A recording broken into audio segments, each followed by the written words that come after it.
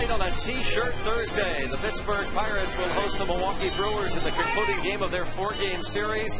The 10-game homestand rolls on as the Padres will come to town tomorrow night.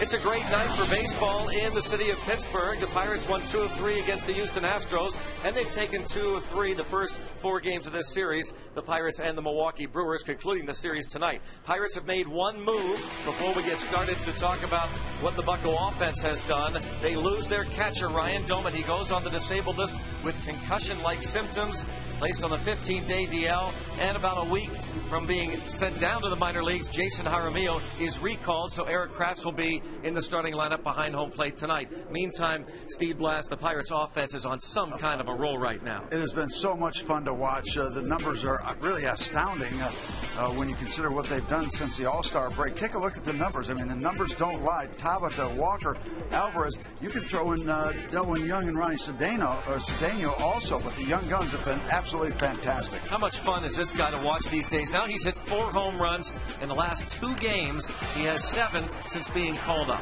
Mr. Excitement, you're on the edge of your seat when you're watching each at bat.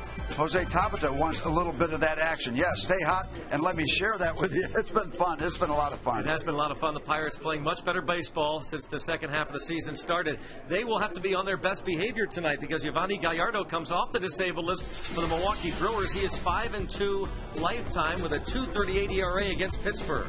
Yeah, and it's going to be interesting to see what he does. You never know when a guy comes off the DL for that first start, so we'll watch that. Also, Ross Ollendorf hoping to bounce back from a very bad start, but he was terrific the 3 previous starts. So what are you going to get from the starters? Stay tuned. All right, the Pirates and the Milwaukee Brewers, they conclude their 4-game series tonight. Pirates trying to take 3 of 4. Boy, this offense, this team has been picture perfect these days. Buccos and Brewers are coming up next.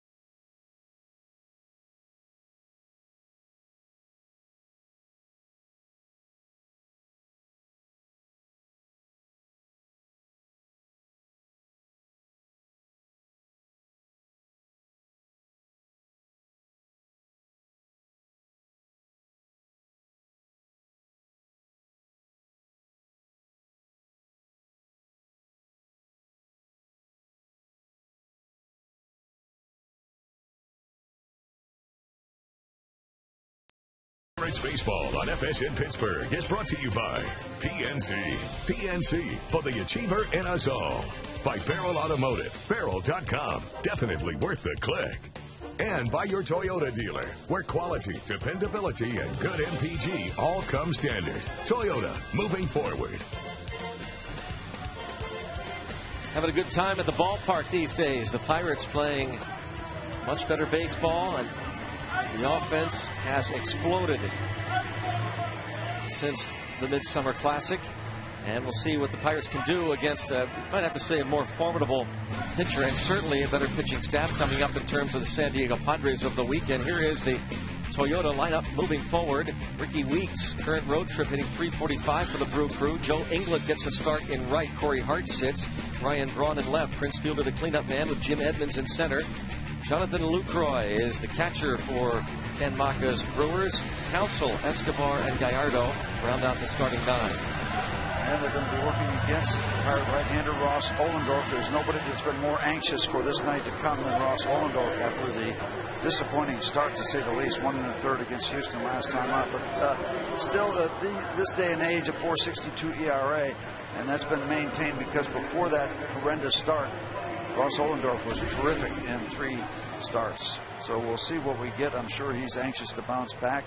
And, hey, when your team's hitting like that, like this, you can't wait to get out there. There's the man, or at least one of them. Now, the young guns. How many extra people came to the ballpark tonight to watch him? I'm saying it's a sizable number.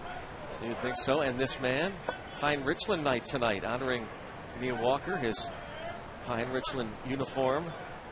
Number 24 was retired in pregame ceremonies. Ricky Weeks wears number 23 for the Brewers, and we are underway. It's ball 1. Weeks 0 for 4 last night. This series, 3 hits in a dozen at bats with a homer and 3 runs batted in. You know, Greg, think about the season series between these two teams. You know, Milwaukee won a game 20-0 and 17-3, and then you look at the Pirate explosion with their offense. So there's been a lot of fireworks in the season series between the Brewers and the Pirates. Alvarez 2 homers last night. He has hit 5 home runs against Milwaukee in 3 games. Jose Tabata has been a big part of the sudden resurgent offense for the Pirates. 2-1 count. That is blistered deep to center. Tabata going back. Off the wall. He had trouble seeing it in that sun, and Weeks will wind up at third base. Well, you got that area of sunshine in back of the infield, that half moon, and it affects the center fielder and left fielder. I don't know if it was a factor there, because Ricky Weeks gave this ball a big time ride with kind of a trailing breeze. I don't think he gets to it anyway, whether he sees it well or not, up above the glove as he made his jump.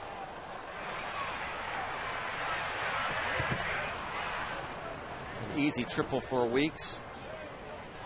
See him going up here. I think the ball will be above the glove.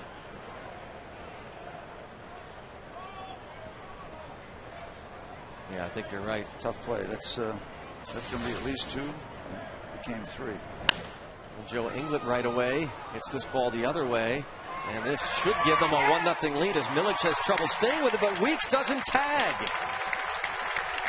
Well, so Milic makes the play, and the runner holds at third, 1 down. Well, by the time Milic caught the ball, he wasn't all that far in back of third base. It was a long trip for him. See Weeks going back to tag up. He's looking. But in looking at the replay, he would have scored because it was an awkward catch, and Lastings was not going to have a chance to set himself. And Steve, you could tell on that previous shot, boy, look at that. Great camera work, the slow-mo. But Weeks looked as though, and I guess you have to say third base coach as well, Brad Fisher, decided as that ball was hit fairly shallow that they were going to shut it down regardless. Yeah, and it would have been an awkward throw for Lastings because he was still in full stride when he caught it. So in retrospect, the Brewers probably should have sent the runner, but they didn't. His momentum, 4 or 5 steps. Well, that's 4 or 5 steps. Weeks would have been headed toward third base as soon as that ball hits that mitt. Toward home plate. You take off toward home plate, rather. 0-1 count, infield back. Ohlendorf with a chance. Facing a very tough hitter here in Ryan Braun. Now watch Milic catch the ball, and he's in full stride. He really can't make much of a throw when his body's doing that. Yeah. 6 steps he counted there. Weeks would have been headed toward home plate. See if Ohlendorf and the Pirates can take advantage. And if he releases it before those 6 steps, it's just going to be a flip. There will be nothing on it.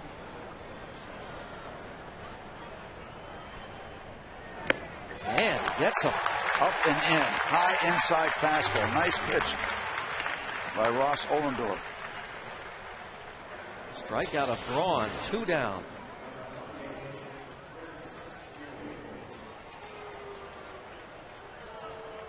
Watch the whole thing. See that ball running in a little bit, but basically just a high fastball that he threw by him. Well, this could be a little shot in the arm right away in the top of the 1st inning if you can leave Ricky Weeks at 3rd base. Ball 1 on Fielder. 0 for 3 last night. Hit by a pitch in the 1st inning against Zach Duke. You see there, he's 2 for 11 in the series with a home run. He's hit 23 homers. It's tied with Joey Votto of the Reds for the league lead.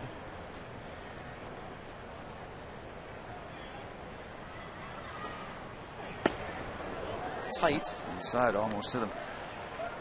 Prince Fielder has shown a good bit of patience, having been hit all these times. It just misses him there. Part of that billowy shirt he wears. If he goes into some kind of slump and he continues to be hit, he's going to go out there and try to find somebody. A lot of times, your mentality about going out and challenging somebody depends on how you're doing. If you're on a good roll, you have a lot more patience. Looked like he was taking all the way. That fastball, 94 on the gun, 2-1. You are struggling as an offensive player. You're frustrated. You get hit a number of times. The patience wears very thin.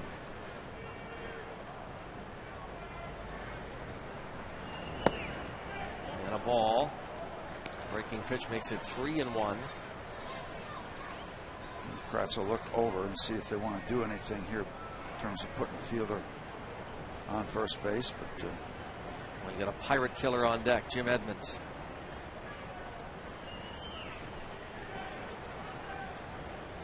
As tough as Fielder is, you almost hope he can find a way to get him and get past Edmonds. Wait till next inning. Face Edmonds, that won't happen. Check out the defense behind Ross Ohlendorf. You saw Millage make the catch on the left. You saw Tabata go back to the wall in center. Delwyn Young, another start in right field. Edgar Alvarez has started every game at 3rd since June the 16th. Ronnie Cedeno at short. Walker and Jones on the right side. Eric Kratz catches Ohlendorf. And you see the privilege of Jim Edmonds as he completely obliterates the line in the batting circle. I don't know why they let these guys get away with this. So now they can move up, move around, and there's no violation of anything. He just scraped all that lime out of there. Maybe it bothers him visually.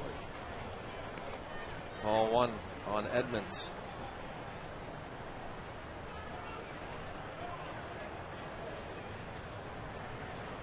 Edmonds getting the start at center. He's been bothered by a calf injury. Can't do much running. And he can still hit. As he has shown in this series, 4 for 5 on Tuesday night. In his 5th home run of the season. Drove in 3. And the career numbers at PNC Park, covering 60 games. He can't run, but he can hit. 1 ball, 1 strike to count. Runners at 1st and 3rd. Did he go? Well, they don't appeal, but somebody in the bench is saying, where was the pitch? Now they appeal late. Yeah. The Pirates think it's a strike whether he swings or not. He didn't swing, for sure. That's the look that the Pirates get, and this breaking ball, borderline. By the time it gets to the catcher, it's inside, for sure. Now 2-1 on Edmonds. And he cracks it to center field. Tabata there to make the catch. The Pirates able to keep the Brewers off the board. The triple off the wall to start the game. Then the fly ball to shallow left, caught by Millage, the strikeout, and the catch by Tabata.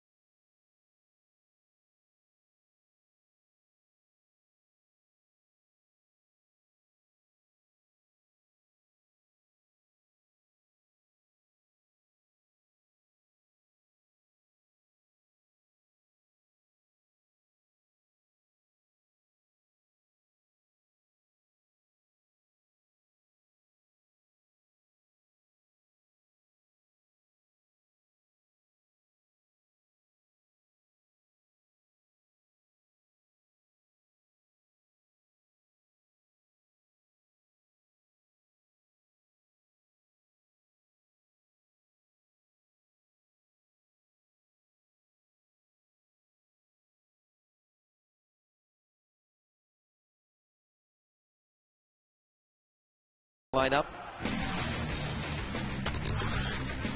Brought to you by Suzuki. Jose Tabata will be followed by Delwyn Young. Last 2 games, Young has driven in 6 and scored 5. Neil Walker hits third, then Garrett Jones, the cleanup man. Pedro Alvarez. Lastings Village has a 9-game hitting streak. Eric Kratz hits 7th. Ronnie Cedeno at short, and Ross Olendorf. This will be an interesting matchup. Yovani Gallardo coming off the disabled list. He went on the list July 6th. He's making his first start since then. The numbers are good. They're all-star numbers, although he didn't pitch in the game. 8-4, the 2.58 ERA in 18 starts, a couple of shutouts. I frankly, Steve, not knowing anything about this specific injury for Gallardo, and there's a fly ball to shallow right, and it's going to be caught by England. 1 up, 1 down as Tabata is retired.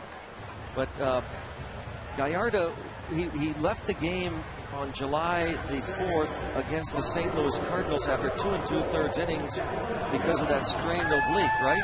The side injury. Yeah, side, yeah. Right, usually they are so extra cautious with these guys. I'm think about the exertion so quick and pitching and all that. You pull something, and that can be a lingering thing. You can come back and it's not ready. It's so subtle about when it's really ready. I mean, sure, you don't think they'd be taking any gambles, certainly, with him, but not after giving him a 5-year contract after winning 13 games. He was named to the All-Star team, but obviously couldn't pitch because of the injury. He said he's thrilled to be back, and some say that. Somebody said this yesterday to Kenny Maka. Well, it looks like he dodged a bullet. He said, well, we'll see. The bullet's still coming. Because those oblique injuries can linger. This is Ken Maka. Talking about his 24-year-old Tex-Mex. Gallardo was born in Mexico, grew up in Texas. 6'2", 222 pounds. We said 13-game winner last year for the Brewers. Second-round draft choice in 2004. How about that? You win 13 games and you get a 5-year deal. There you have it. Great to be in America, isn't it?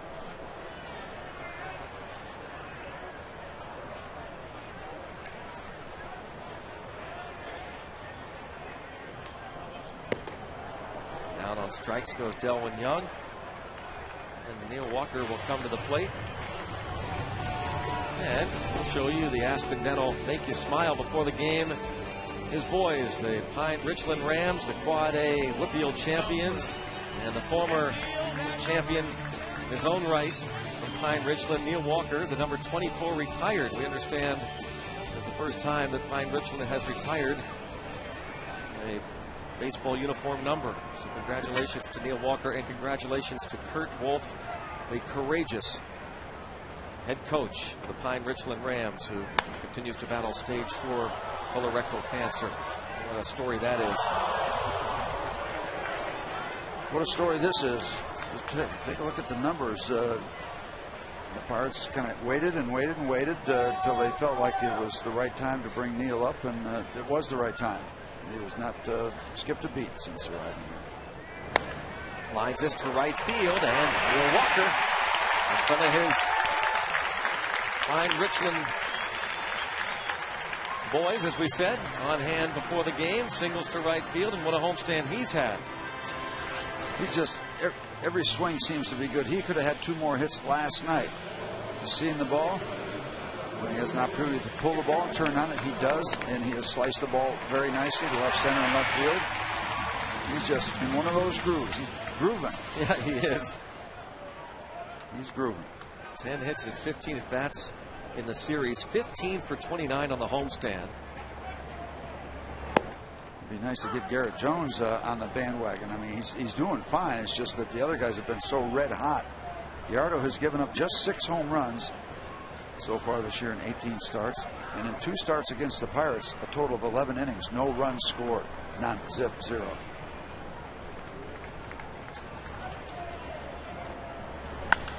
That's lined into center field. A base hit. First and second, and here comes Pedro Alvarez. Let's hear how he is greeted at PNC Park. He announced on the PA for PA, Pedro Alvarez. Third baseman, number 17, Pedro Alvarez. Timmy DeBacco giving it a little flair there, introducing Pedro.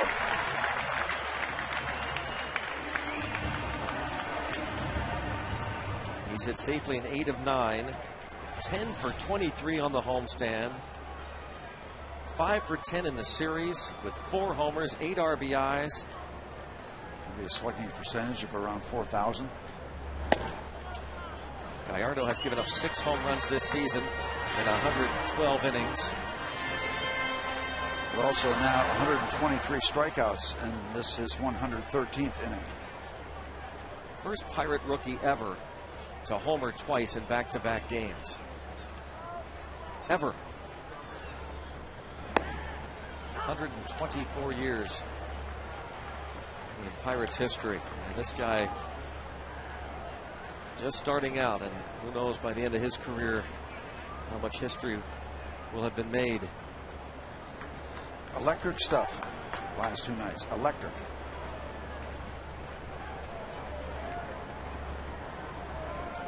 One ball, 1 strike to count. Now 2-1. Steve, I was looking up at Pedro Alvarez now with the 7 home runs in 30 games, covering 108 at bats. Willie Stargell didn't hit his 7th home run until his 254th at bat. Alvarez has 7 in 108. Chase the fastball, 2-2. Chase the high outside fastball.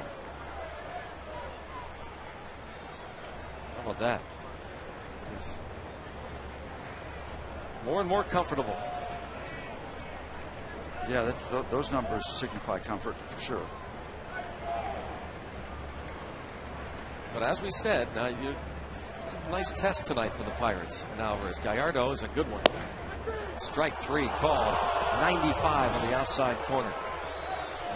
He strikes out 2. The Pirates leave 2. 0-0.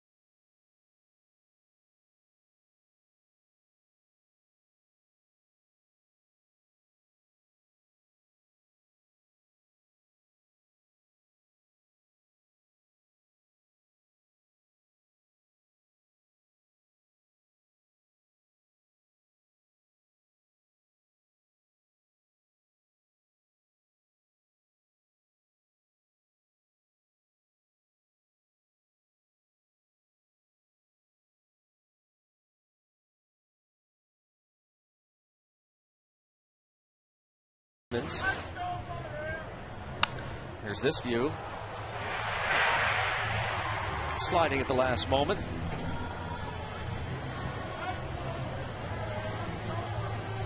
Super slow-mo look. You can get a shot of the tattoo.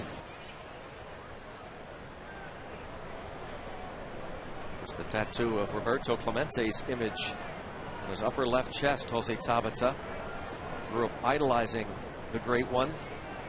Learned all about him from his father. Became a Roberto Clemente fan at a young age himself.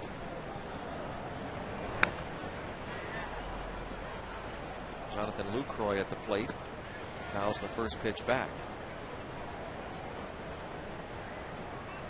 You have no idea how much it means for Tabata to be playing in Pittsburgh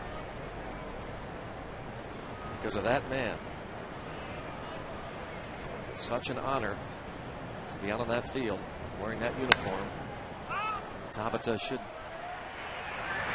be called off because they should make the catch. Instead, Delwin Young will saunter over and make the play.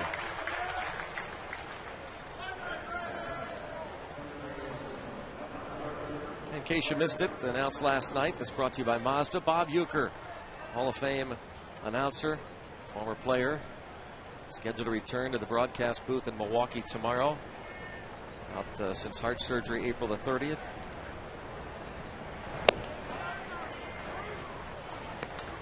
That would make a lot of people happy in Milwaukee and around the game of baseball. Been a plus for the game.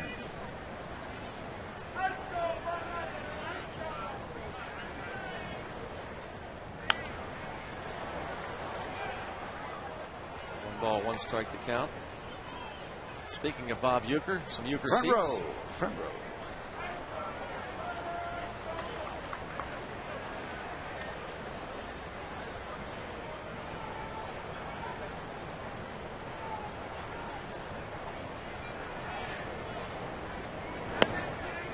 Brewers will host the Washington Nationals tomorrow. Start a 6-game homestand. Uecker will be back. And all this man has done is help people win World Series. Craig Counsell. He's carved out a very, very good Major League career.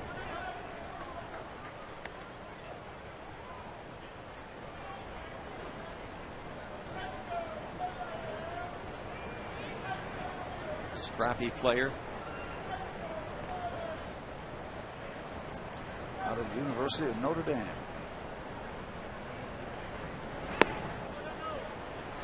Checks his swing on the breaking ball, and it's 3-2.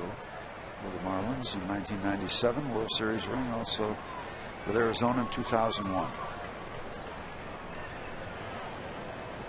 Went back to the playoffs postseason with Milwaukee 2 years ago. Now in his 4th year with the Brewers. Into the gap in left center field. Craig Counsell keeps on trucking. A 1-out double. Found the gap to the opposite field. Second extra base hit off Ross Ollendorf, playing in the second inning after a scoreless first.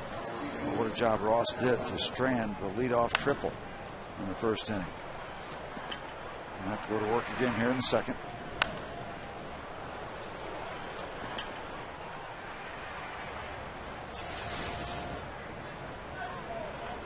Counsell at second with 1 out. Alcides Escobar comes to the plate. Escobar was 0 for 4 last night.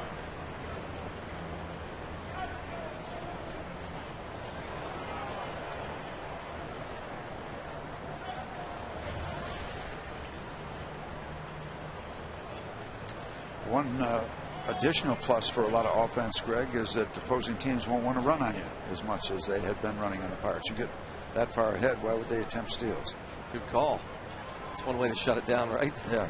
Put a 9 spot on the board in the first. Yeah, yep, exactly.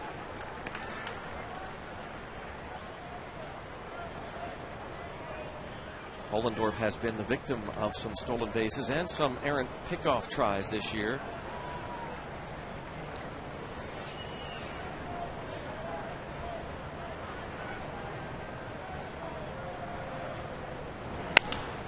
Line toward left. Millage makes the catch. Counsell going to try and get back, and he will. The Adam ball is being featured by both pitchers. There have been some line drives right at them, at defensive players. That one stayed up long enough for Lansing's Millage. That ball hit sharply, but right at the Pirate left fielder. You don't take this man for granted coming up as you watch Counsell make an initial break and then scamper back.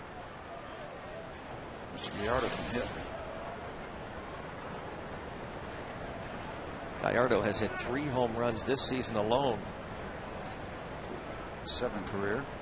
Most in franchise history, those 7 home runs.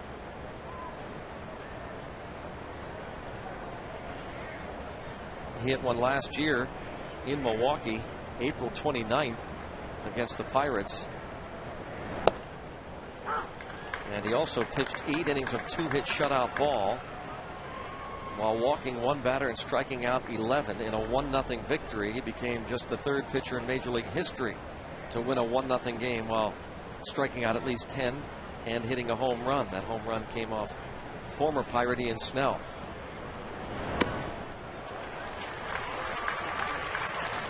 Oh, 0-2 on Gallardo.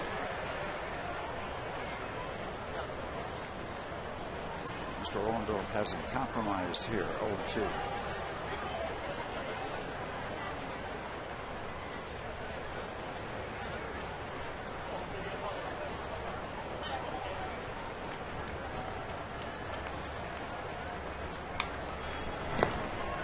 Checks, or did he? They'll wait to appeal it. Or will they appeal it? They're asking now, Eric, appeal. No, says the first base umpire. The ball got away from cracks.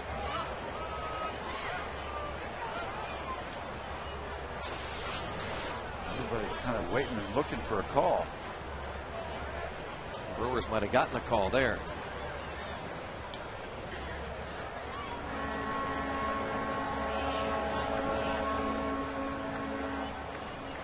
Boy. Yeah.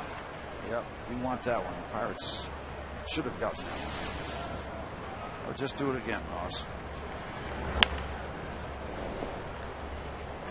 It's a different game, isn't it, Steve? If you're on the mound pitching, you have a really good hitting pitcher. There's no.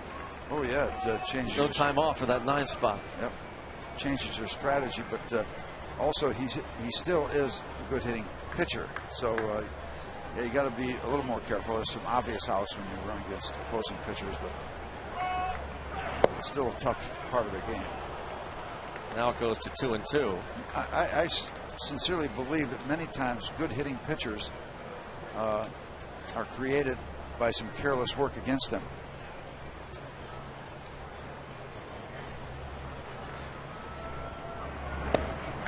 He gets him with Pete on a hot night. Foley strikes out his mound opponent. Still a 0-0 game.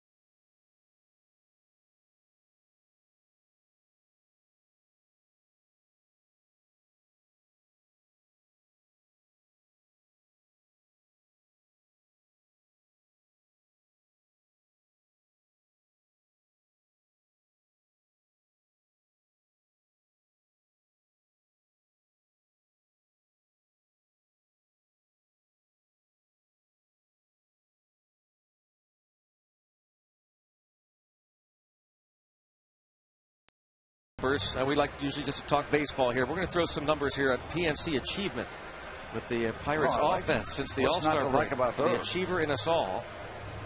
Pirates rankings: first in runs per game, first in hits per game, first in extra base hits per game.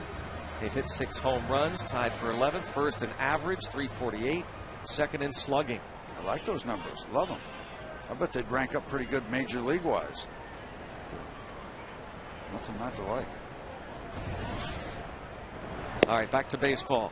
Lastings Milledge. I get your point. A 9-game hitting streak coming into this one. 2 for 5 with 2 runs scored last night and an RBI. He's driven in 30 on the year.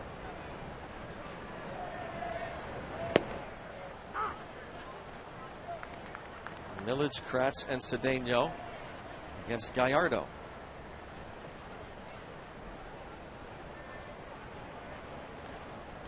As you said in the beginning, it's going to be a test for the Pirate offense tonight. Fly ball to Edmonds in center.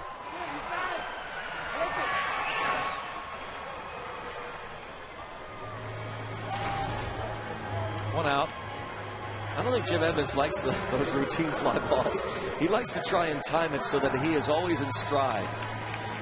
Some you just have to camp under. Who's he talking to this time? You know, he's got you on his speed dial, Steve. Have you seen your... No, I didn't know. Yeah, your picture. It might be you again. Better answer your phone. You've got it turned off. We're doing a ball game. You know, the phones are for emergencies. Oh. I actually think it says Mr. Blass. Parrot and I are tight. Look at that, Mr. Blass. That's right. Call me anytime.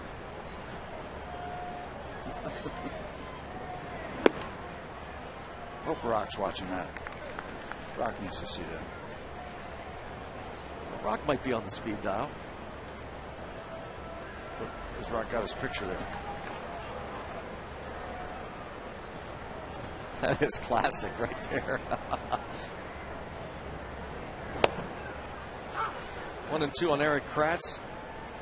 He and Jason Jaramillo now will split the duties behind the plate as the Pirates monitor the Domet concussion.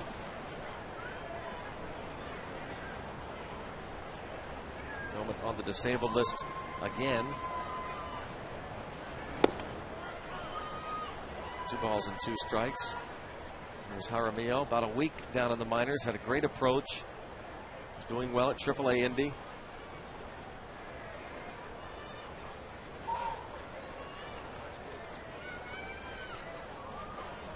Milwaukee native, Jason Jaramillo.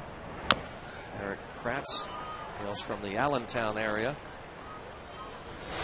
Allegheny General Hospital sports medicine injury update. The other day, he took this foul ball off the mask, and then last night, banged by Weeks, and then started feeling nauseous after that. And the diagnosis after the game was a concussion. Now, they had checked him out 2 days ago, and they did not find any symptoms, so they cleared him to play. That's why he was back in the lineup last night. But that play by Weeks, knocking Domet down, might have led to the concussion and eventually the disabled list. Yeah, if you've got concussion-like symptoms, you take a shot, no matter where you take it, you're going to feel it. It's going to... He may not have gotten hit directly in the head there by Weeks, but no question, you're jarred. I've got a little theory here with Gallardo. We know how good he is. Good at bat for Erik Kratz, whether he gets on base or not. Run the pitch count up and test Kenny Maka in terms of how long he's going to leave him out there. Reaches for that one and bounces it to second. This will be the second out. They say publicly no pitch count, but we've heard that before. Managers might not want to disclose that, but Maka figures he did not have to do a rehab, Gallardo, and he made his last start July the 4th. Pitching coach Rick Peterson. He is the prized apple in the basket. They got to be careful. Cedeno fouls it off. And Mr. Cedeno has been part of this offensive surge. Don't leave him out of the accolades. Done a good job. 2 hits last night, 10 for 24 in the homestand.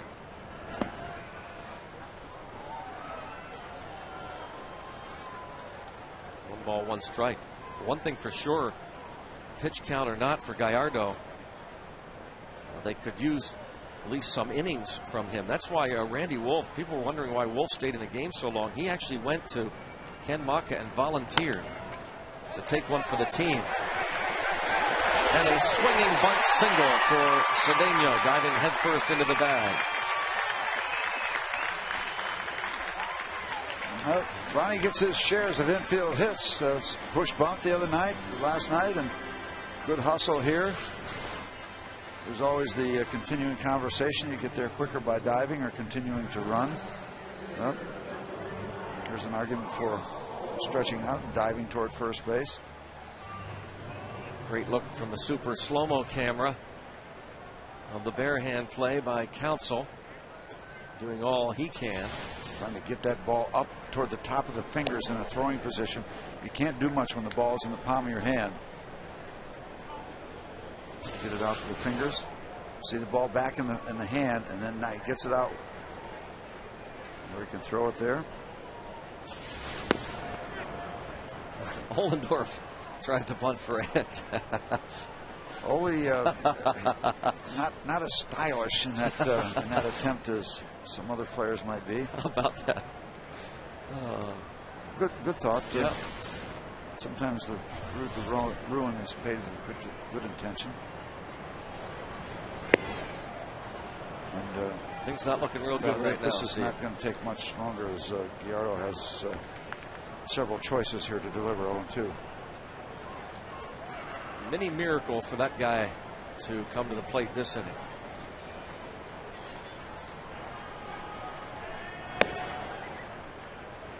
But make him throw another pitch or two. As Steve said, run that pitch count up. Currently at 32.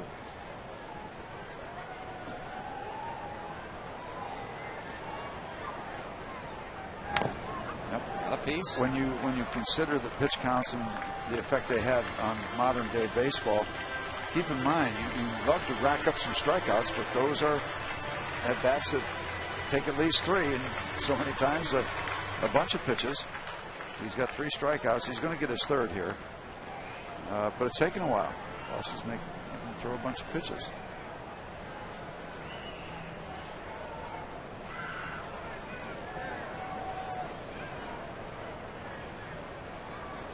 So the man, as we said, was born in Mexico, 24 years old, went to high school in Texas. And there it is. Takes care of Ohlendorf. 3rd K for Gallardo. 0-0 game.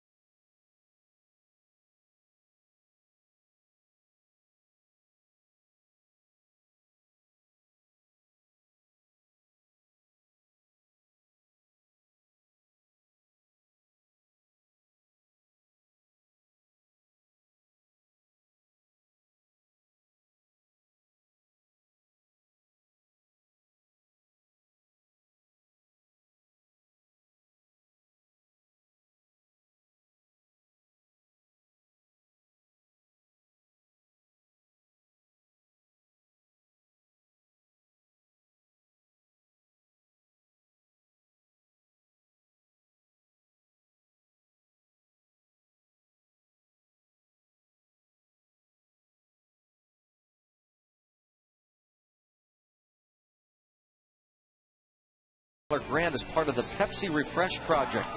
Andrew McCutchen, the Pirates, plan to plant and cultivate an urban garden that would grow fruits and vegetables to be donated to various nonprofit organizations to feed the hungry.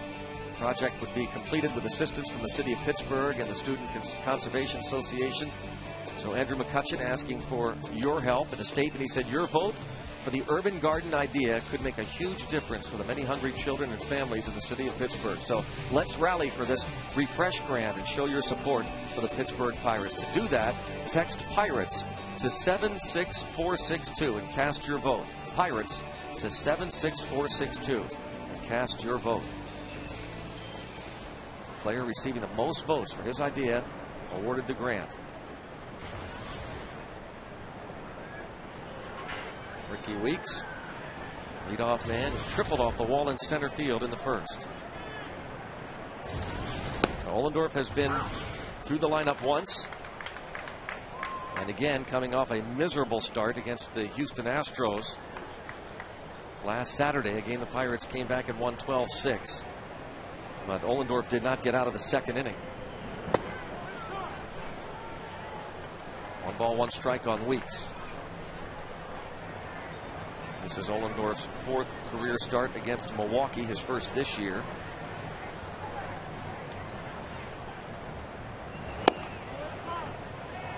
Rides down and in, sinking fastball, 2-1 on Weeks, a leadoff hitter with 60 runs batted in and 18 homers.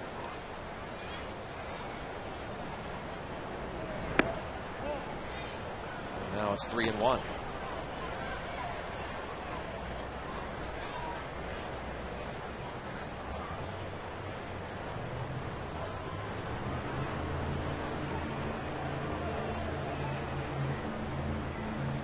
San Diego Padres probably already in town, maybe checking this game out, right? Pirates and Padres meet here tomorrow night. They were in Atlanta this afternoon, were shut out by the Braves 8-0. As we said, the test for this offense, and it has been fun to watch this past week, to take nothing away from Brewers pitchers or Astros pitchers, but talking about a different animal altogether now with the Padres coming in and Gallardo. And Ohlendorf comes back from the 3-1 deficit in the count to strike out Weeks. Going head to head, 3 strikeouts, as does Giovanni Gallardo. Nice job. Ricky Weeks will rack up the strikeouts, that is for sure. What is that? I know he's got over 100. That's 106. That's 4th most in the league. Mark Reynolds of the Diamondbacks has struck out 133 times. Joe Inglet has been used almost exclusively as a pinch hitter, but he's in there tonight. We don't believe that Corey Hart is injured. We do know that Hart and Prince Fielder have been the subject of trade rumors, as we're down toward the home stretch of the non-waiver trade deadline, July 31st.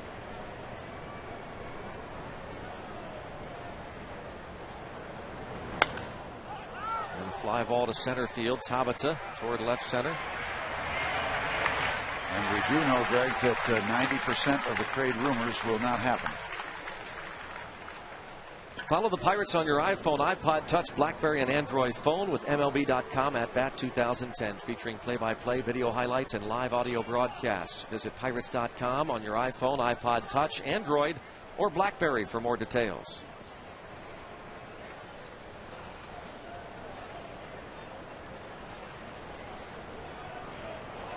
Ryan Braun will come to the plate. Ross got him his first at bat with a high fastball. Breaking ball for a strike to Braun. Boy, Ryan would like to have that high slider back. Maybe Ohlendorf also.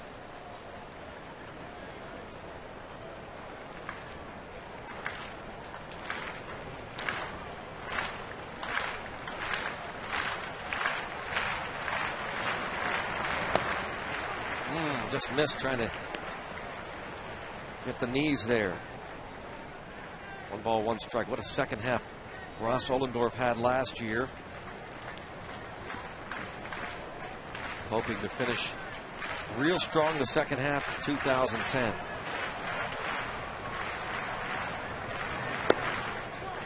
This rides in 2-1. Ohlendorf last year had a 2.83 ERA in the 11 starts he had after the All-Star break. That was 10th best in the National League. And looking like his old self here tonight as opposed to the last start. Pitch downstairs that Ryan couldn't do much with. We were talking about Ohlendorf's start and acknowledging the struggle last time up, but You made the point, Greg, and it was a good one. You know, what starter? You can win 20 games, and you can have that 1 or 2 or maybe even 3 starts where you just get tattooed. It happens to everybody. Nobody runs the table. Going to have some bad nights. And you can't wait to get the ball 5 days later. And that can be a long 4-day wait. You want to get back out there. Of course, after a win, you want to get back out there quickly also. Well, he's throwing some good pitches to Ryan Braun. And Ryan Braun is that good a hitter to waste him. There's the foul ball. Parrott got it. He's got good hands. Parrott, we have a Parrott that's well trained. Not entirely housebroken, but well trained. Nicely down the floor. Now, you don't get Braun that often, but he got him twice so far tonight.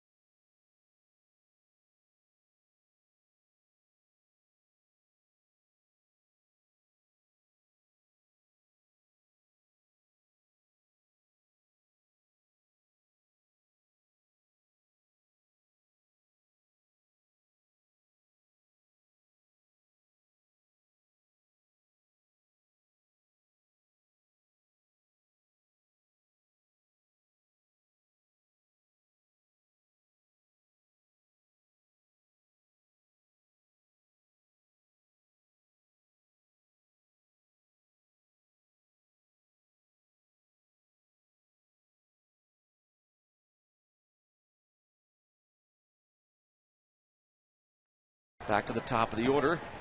0-0, bottom of the third. Jose Tabata flied to right field in the first. Shows bunt, takes ball 1. 4th straight game as the leadoff hitter and center fielder. Andrew McCutchen. You and I talked to John Russell before the game, Steve, and asked him about a couple things regarding McCutchen. How soon will he be back? Ball bunted foul by Tabata. How soon will he be back? And is he available to pinch run tonight? Because this could be a tight game, and that certainly could be a factor if you have that kind of speed available. And I think John Russell would rather stay away from using him at all tonight. Yeah, doesn't want to take a chance, on a slide, jarring him, just continuing the issue. But he's not too far away. Thinks a possibility late this weekend. Late this weekend, or worst Tuesday. Case scenario would be Tuesday. So no DL, which is great. Hopes to get him in there maybe this weekend. 1 ball, 2 strikes the count now. We also asked him about something that you brought up with former Pirates general manager Joe L. Brown during the 1960 celebration weekend.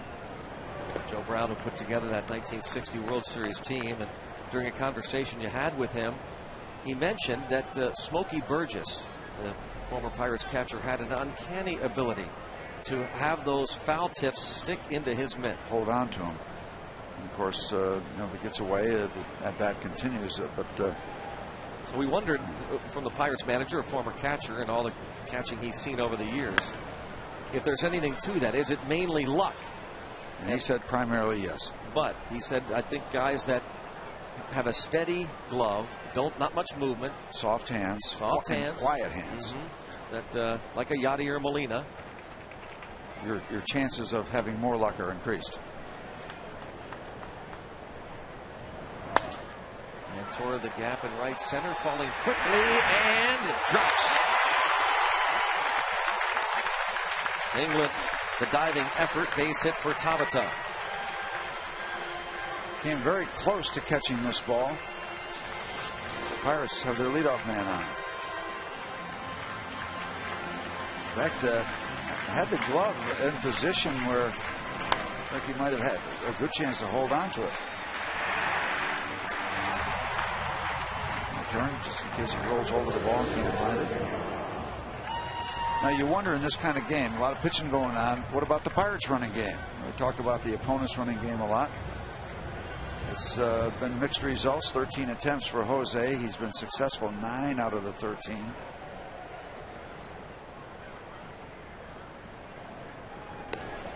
We were thinking along those lines. Check out and see what opponents have done this season with Gallardo on the mound in terms of stolen bases. 8 steals against him, 4 caught. Lucroy throwing out runners 26%, a little below that 30% line you'd like to see your catchers throwing at.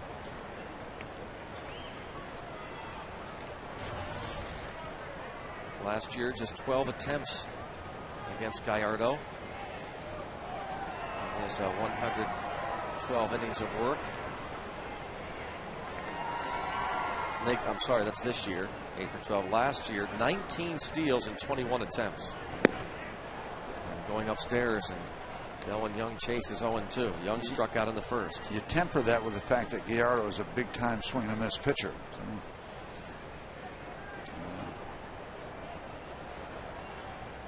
Not automatic. That's a high percentage, and those numbers are very much in evidence before you face him. Everybody's aware of it. A quick pitch there to Delwin Young to vary his move. Delwin Young hit his 4th home run of the season last night. Here it is, batting right-handed against the lefty Randy Wolf. It came in the 4th inning. The Pirates sent 9 men to the plate. That gave the Pirates an 8-3 lead. The 3-run homer for Delwin Young.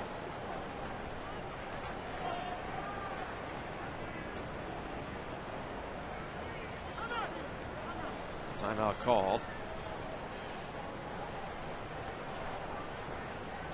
Young, a .243 hitter from this side of the plate, .353 as a righty. 109 at bats from this side, 17 as a right-hand hitter. There's another switch hitter on deck, Neil Walker. Ball lifted to 7. Tabata goes back to tag, but does not go wisely.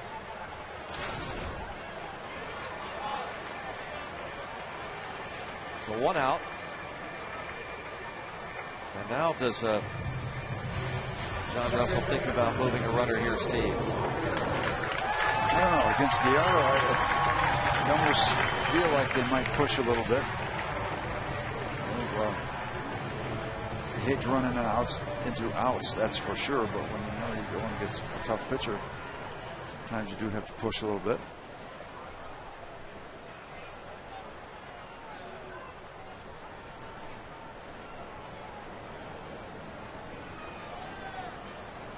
There he goes. Inside. Throw down. Skips into center field. Get back. And Weeks backing up the play. Stolen base for Tabata.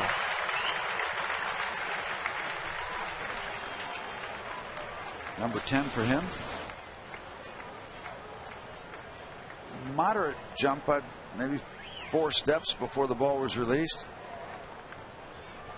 Better throw, maybe a chance.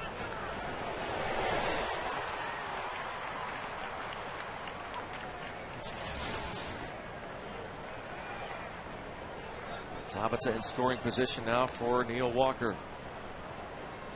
Maybe not the distance in terms of whose bat is the hottest, but Neil Walker has a hot bat. He does. He's not hitting them over the fence, but he is hitting them and hitting them hard. Not many cheap shots for Neil recently in this tear. Base hit in the first inning. Neil Walker now with 5 straight multi-hit games. Batting nearly 600 during that stretch. Of course, that includes his 5 for 5 Tuesday night. First Pirate rookie with 5 hits since John Wehner, July of 1991.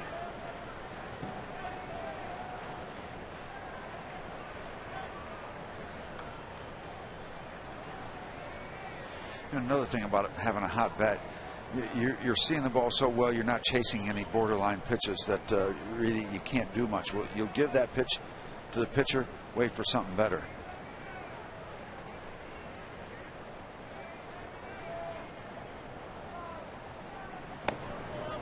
More good numbers for Walker.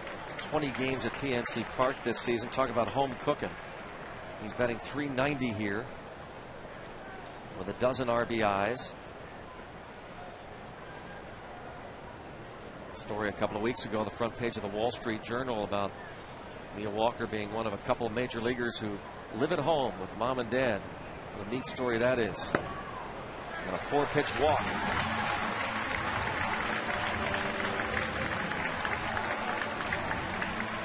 Two on.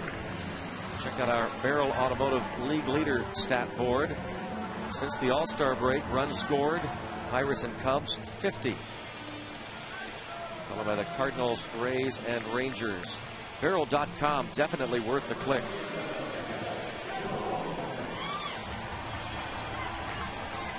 Trying to make it 51 at least with Tabata at second, Walker at first. Garrett Jones singled in the first inning. Jones had a couple of hits last night, scored a couple of runs. He takes ball one in the dirt. Garrett Jones batting .323 with men in scoring position this season.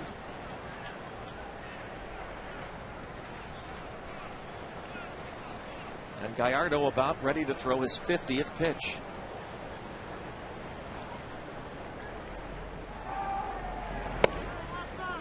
Threw it without a shortstop as Escobar was up in back of Jose Tabata. Miscommunication. Pitcher getting ready to deliver. The shortstop breaks. Most of the time, that's what happens in those situations. Every once in a while, and it's rare, you'll hit the ball through that hole that opened up because of that mistake.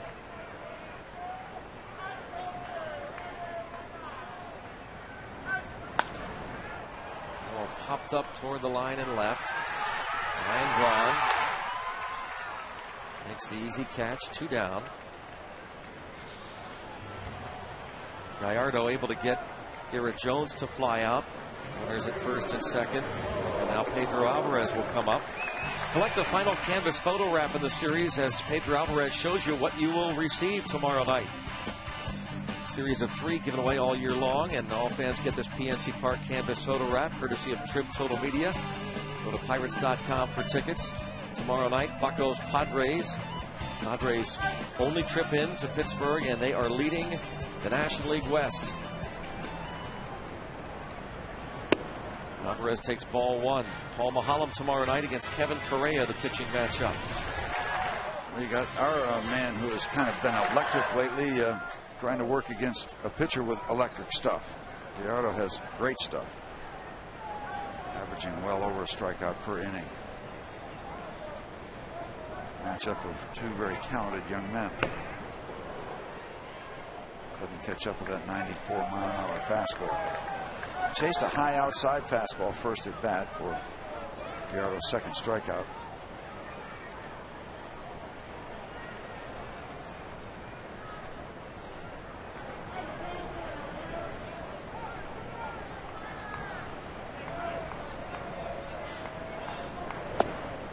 A strike.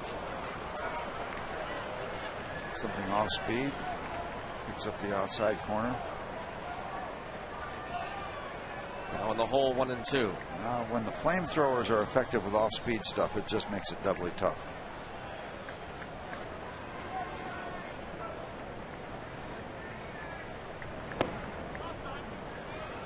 Tries to get him to chase 2 and 2.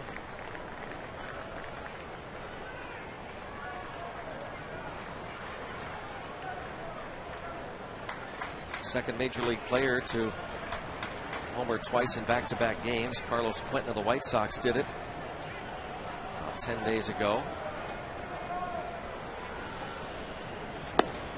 Now, very interesting. 3 and 2. The baseball is filled with big moments throughout a ball game. Here's one. 3-2, 2 outs. Does he even give anything to Alvarez to hit here? Anything? Well, these kind of pitchers have big egos. They think they can get anybody out anytime with any pitch. And to second, Weeks on the first. So Gallardo is able to get Alvarez to ground out on a 3-2 pitch. Pirates strand 2. They have left 5 through 3 innings.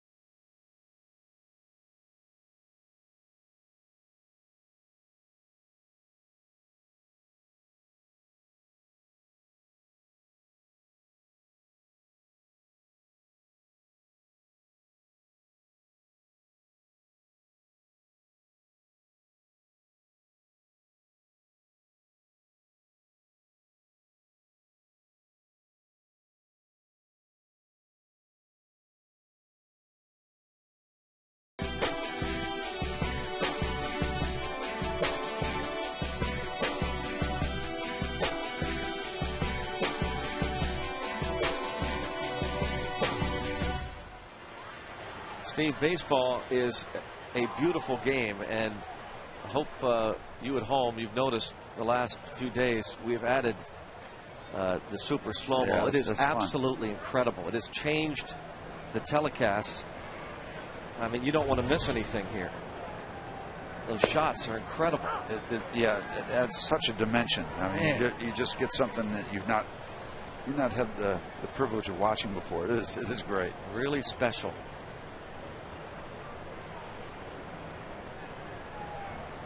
Thanks, Rick. Maul working it tonight. 0-2. Prince Fielder, who walked in the first. You know, we used to just see it kind of in horse races. You know, you could see the muscles of the horses coming, and that was such a great shot. Now we can apply it to the ball players and the things that they do. It's great.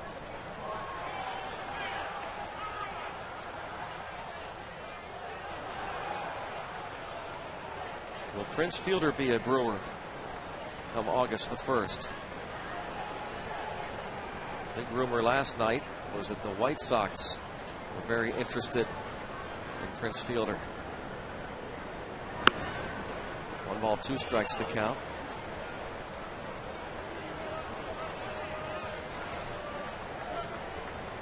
'23 homers, 45 RBIs this year.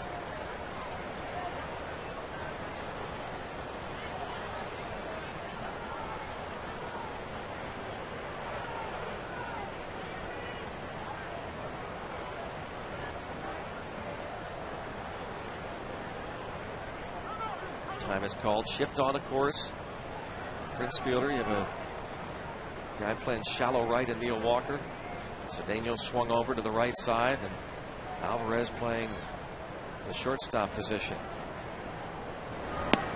So do I have this right then? Neil Walker has been a catcher, third baseman, second baseman. Now he's a short fielder. Yes.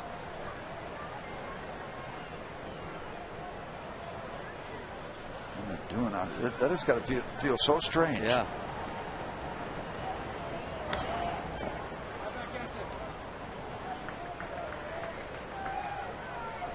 Stays 2-2.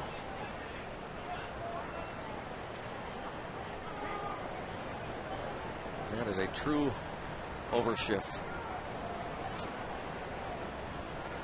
Fielder 2 for 11 in this series.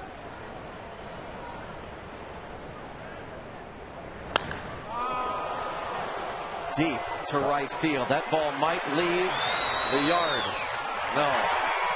Halfway up the seats. Prince Fielder, number 24. 1-0 Milwaukee. And that's why people are interested in acquiring Prince Fielder, if indeed he is available. High, towering, lots of carry, lots of strength. 1-0 Milwaukee. Second home run of the series. He knows. Delwyn knows. Now we all know. Sixth home run of the season for Fielder against Pittsburgh.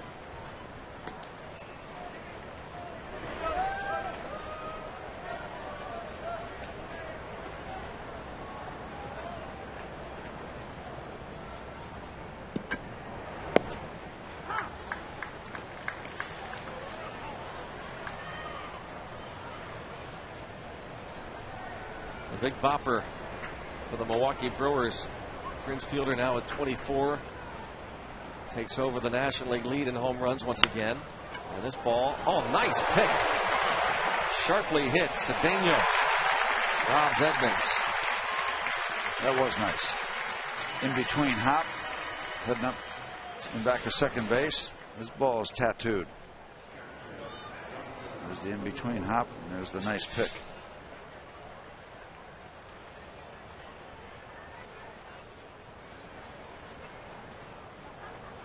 What a super slow-mo look. Trying to keep control of the baseball. What's great, it lets you know what's happening to the baseball inside the glove. These gloves are so big that you can get a piece of the baseball, or the baseball can get a piece of the glove and be all over the place until they secure it. We saw a grip from Craig Counsell, how he tried to get the ball from the middle of his hand out to the end of the fingers where you throw. I mean, it is some serious detail. Things you're certainly not used to seeing.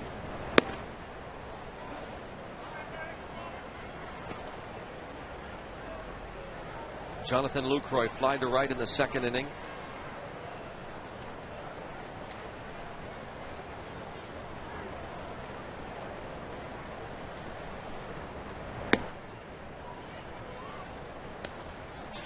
Okay, let's take a look at it the quick way. I mean, really, the naked eye can't keep up with a lot of the stuff. At least mine can't. Nicely especially done by the other Cedeno. morning. Oh.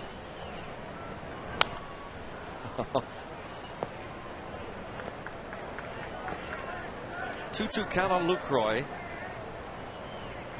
Third round pick in 2007 out of the University of Louisiana Lafayette. Greg Zaun, the veteran, had been their starting catcher, but he went down with an injury and he is out for the season. Right shoulder injury. And now 3-2 on Lucroy. The baseball. There's where it all starts.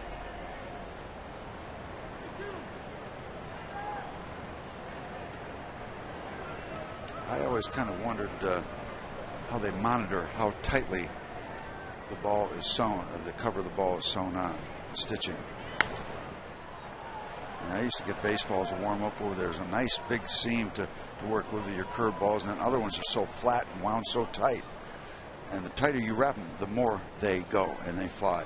The looser a cover on a baseball is tightened, the more it flats and it won't carry. Used to be they're all made and sewn in Haiti. Now they're on machines, and you can monitor the tension of the stitching on a machine. It makes you wonder. Fly ball, Tabata, right center. Second out.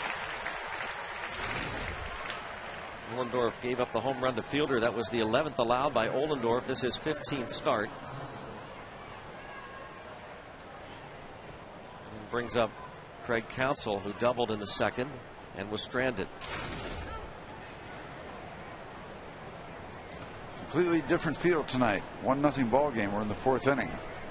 No fireworks yet. Both pitchers winning the ball extremely well. The 1 run, the home run by Prince Fielder.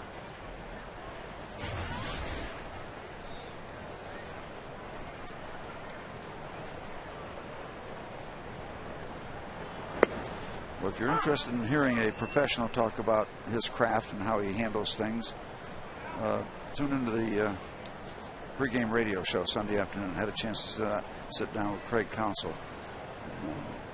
Pretty bright guy. And, a real good professional. He'll be my guest on Greats of the Game. Approaching 1,500 career games played. That show starts at what, 1:10? Yep. Yes, sir. 1:10. Following the Neil Huntington Show.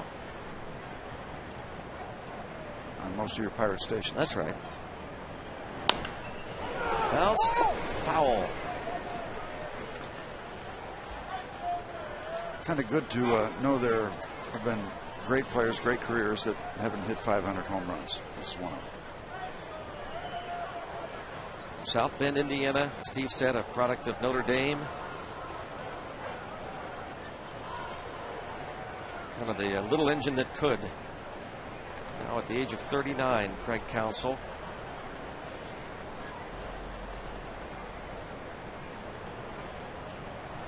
Came to the big leagues with the Rockies in 1995 and then acquired by the Marlins during the 97 World Series season. And Jim Leyland pointed to that acquisition as maybe the key for the Marlins winning. Ball popped foul and caught by Erik Kratz. Well, the Brewers are on the board first. In the top of the 4th inning, the Prince Fielder home run gives them a 1-0 lead.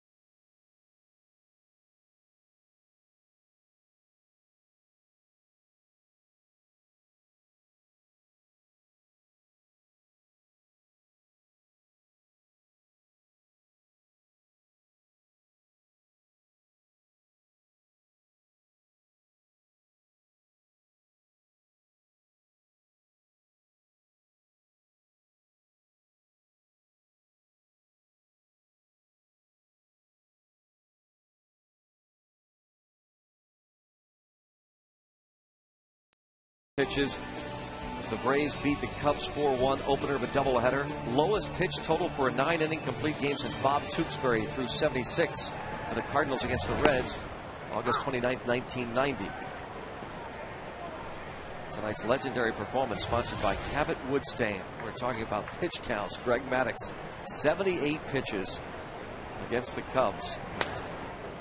On this date in 1997, you have Tewksbury with the Cardinals, I believe. 76 pitches for the Cardinals 7 years earlier.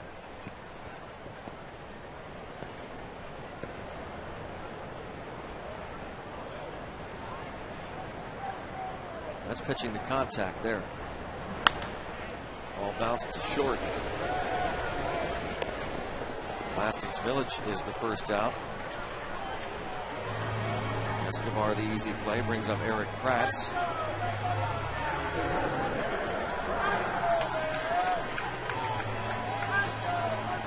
Chris Christopherson takes in the game tonight.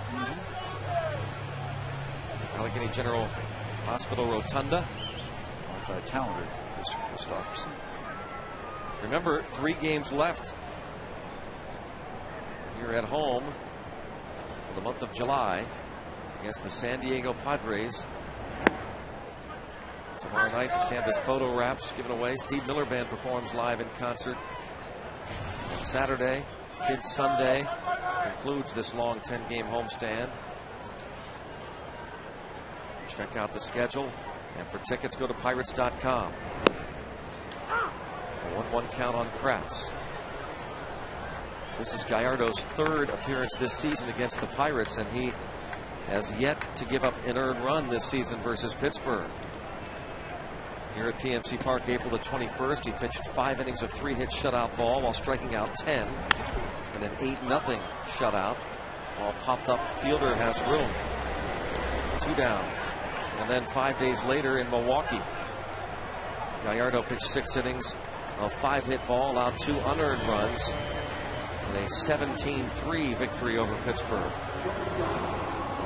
And he is very much in control of this ball game early.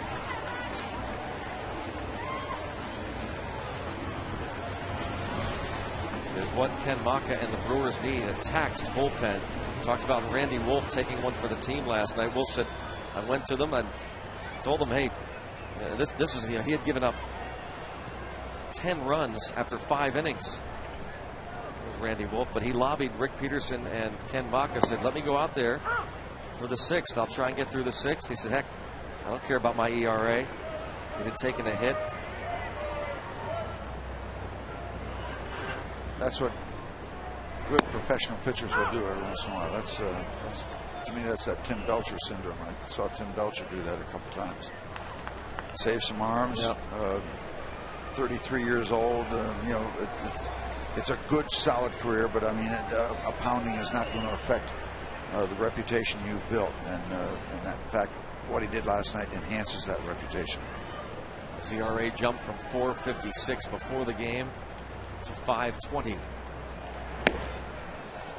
And quick work of Ronnie Cedeno. 1-2-3 go the Pirates. We played 4. It's a 1-0 Brewers lead.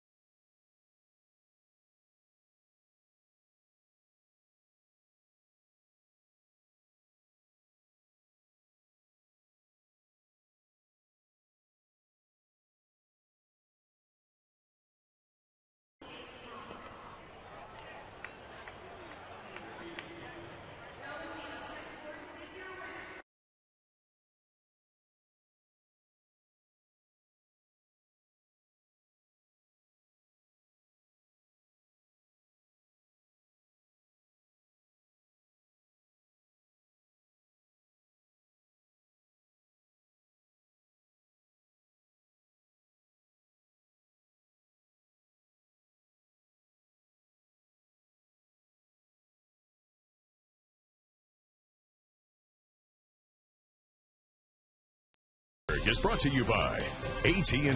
Rethink possible. And by Day Automotive. We're going to make your day. Time to check out this day in Pirates history, brought to you by Day Automotive. This date in 1964, we were talking about Willie Stargell earlier. Captain Willie went 4 for 4, hit for the cycle, drove in 3 runs, scored 4. Bob Beal pitches a complete game, gave up just 2 runs. Pirates beat the Cardinals 13-2. Thank you, Day Automotive, for this day in Pirates history. A couple of great Pirates, Willie Stargell and Big Bob Beal.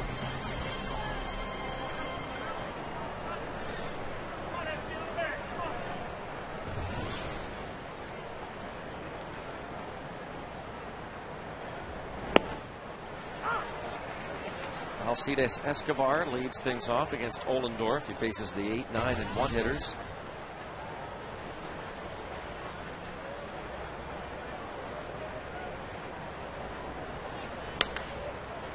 And a base hit to start things off.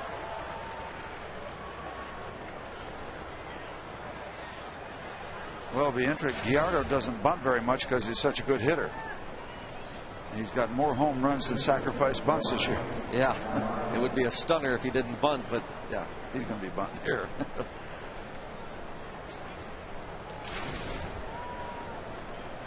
Pirates are expecting that. Alvarez already in on the grass. Jones has to hold the runner early.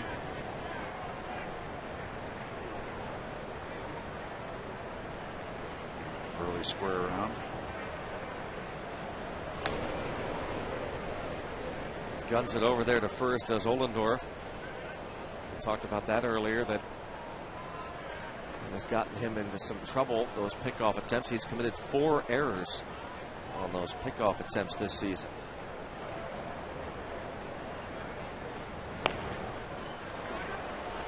And the sacrifice works. Congrats on to Walker covering.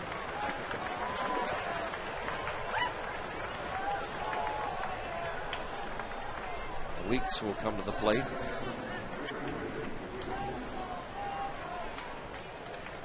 Ricky Weeks, like Lastings Millage, doing great work with men in scoring position.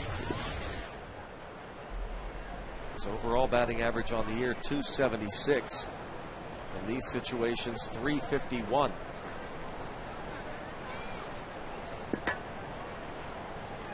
The big reason he's driven in 60.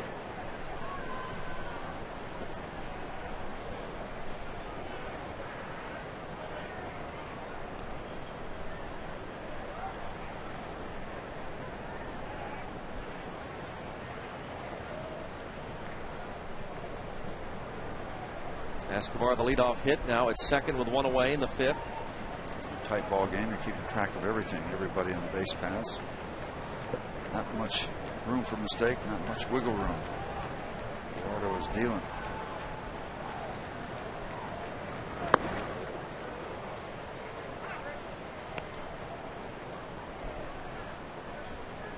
Weeks has been hit 17 times. That's the most in the league. 1 more than teammate Prince Fielder.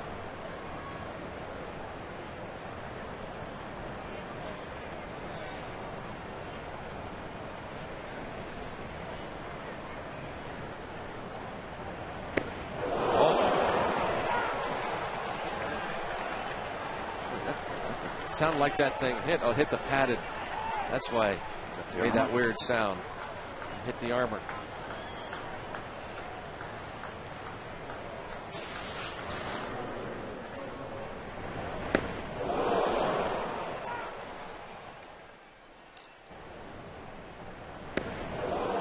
Well, you wear the armor, you put the elbows over the inside corner of the plate. That's going to happen. I love Bob Gibson's comment. They asked him about if he had been pitching to Barry Bonds. With all the armor he had on. He said, yeah, I could still get him. Still hurt him.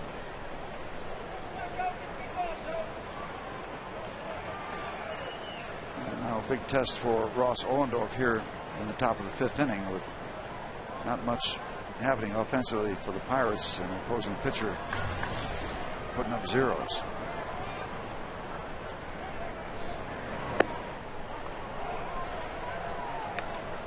Ball 1 on Joe England. Fly to shallow left in the 1st. Flied out to center field in the 3rd. We're going to get some activity in the Pirate bullpen.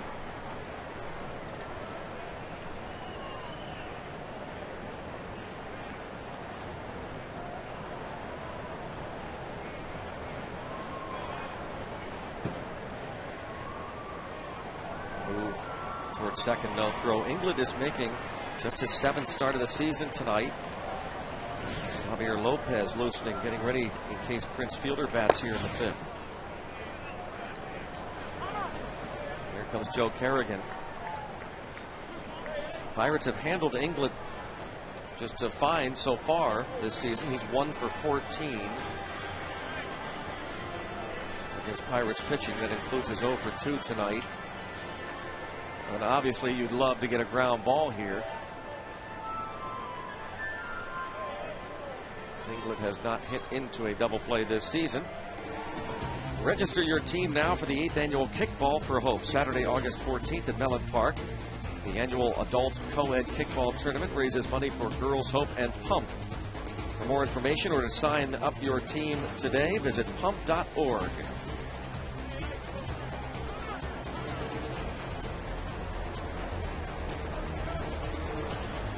Again, that's Saturday, August 14th at Mellon Park. 2 on, 1 out. Another critical moment for Ohlendorf and the Pirates as England pops this ball up toward the seats. And it's 1-1. Into the crowd. By the way, a very nice Thursday night crowd. PNC Park, hoping for continuation of the offense. Still waiting.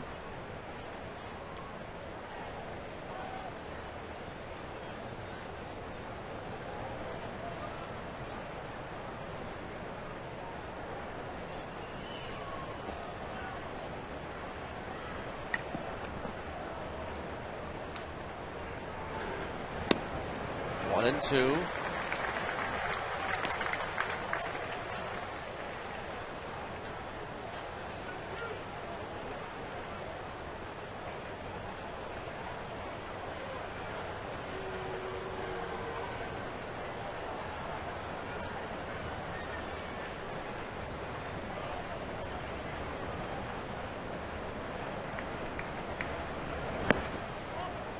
Just missing. Count now even. England has struck out 14 times in 71 at-bats.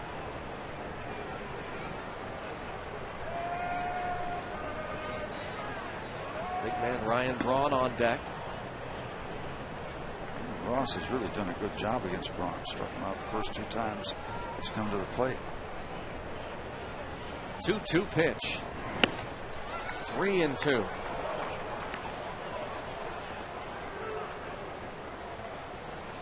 They've been keeping an eye on Escobar at second base. I'm assuming that's going to continue. There's no guarantee he's going to be running. Left-hand batter up there.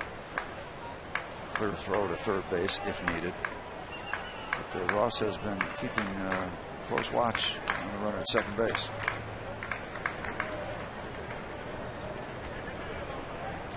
Big 3-2 pitch. I'm going to wait, make sure, as Steve suggested.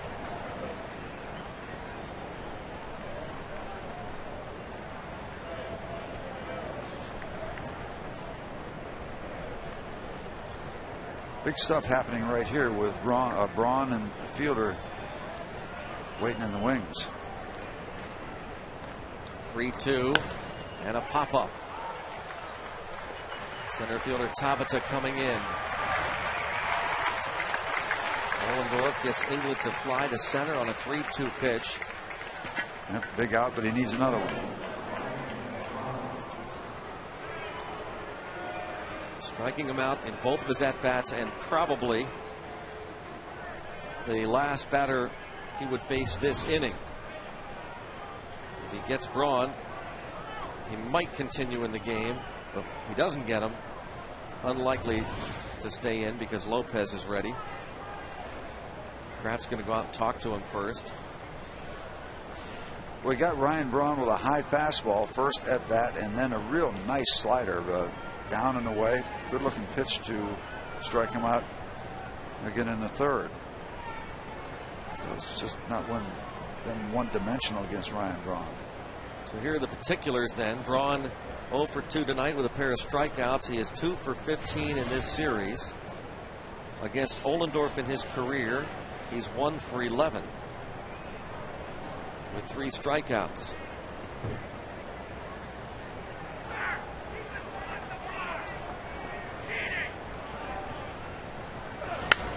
And right to second, Walker. Nice. Boy, Ohlendorf has held the fort, hasn't he? Indeed.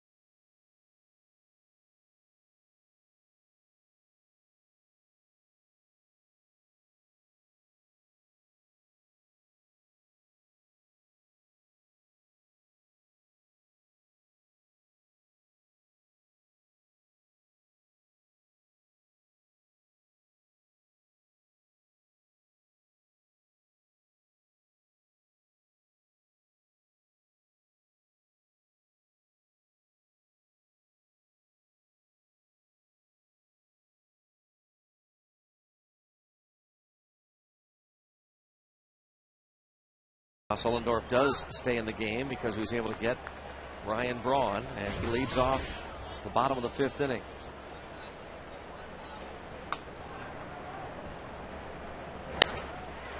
And might have deflected off Gallardo's glove. 4-3 on the putout. T-shirt Thursday. Every Thursday night, all fans get a T-shirt. Some model them for you. Cool looking shirt tonight.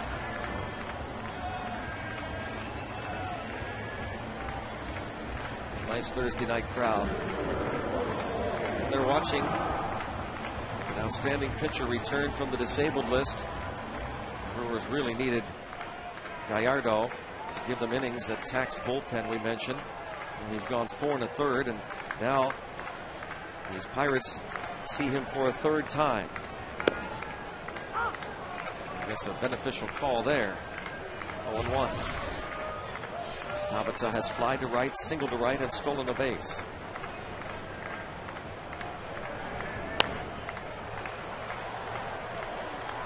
.70 pitches thrown now by Gallardo. Again, he has yet to give up an earned run against the Pirates hitters this season. It's his 3rd start versus Pittsburgh. That total is up around 15 innings.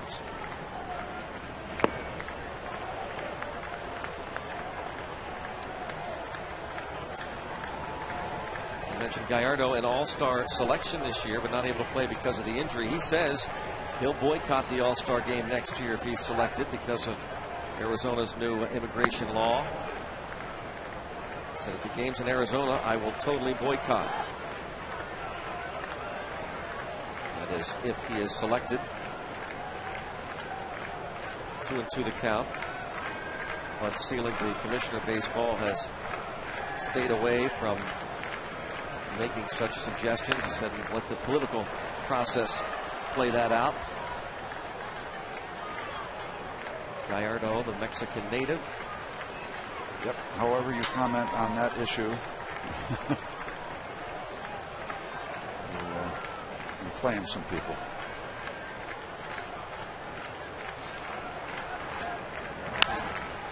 Bounce to the shortstop. Gathered up by Escobar to get Tabata. Check out our easytouse.com minor league connection.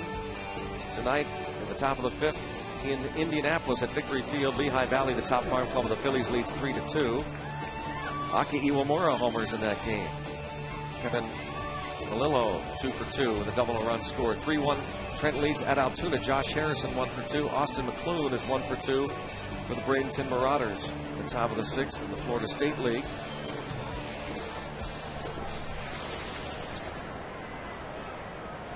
Delwin Young 0 for 2. He has one of the Pirates' 4 hits. In fact, the last hit against Gallardo was Jose Tabata, a base hit in the third inning. Young has struck out and flied out. Tabata with one of the 4 hits. Since then, only Neil Walker has reached. That was via a walk. Well, what you need here with the way this game is unfolding, you need Ross Ollendorf to keep on trucking as long as he can and hope you just get something dramatic. He is hit by the pitch. Got his leg. So he is on for Neil Walker.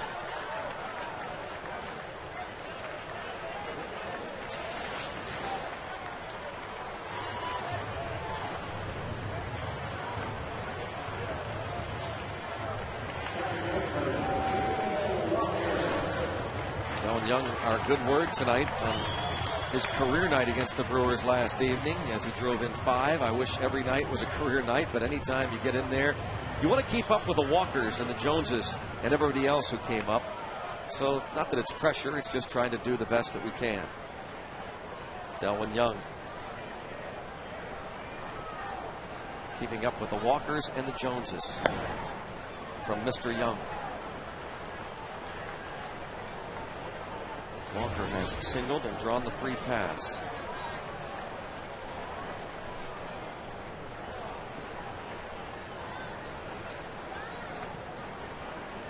And this is the kind of scenario you talk about when you're going against a guy who's pitching like Gallardo. It's just a sudden bolt of lightning. Quick 2-run shot. You never know. These games can wind up 1-0 or 2-1. You hit the ball over the fence. Maybe your starter and bullpen can run the table. So get an opportunity. Try to cash it in because you're not going to get too many.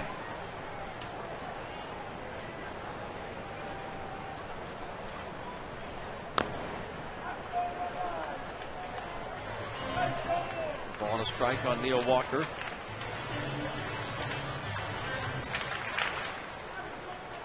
Hits in the series. Ollendorf has given up 4 hits, the 1 run, the Prince Fielder homer.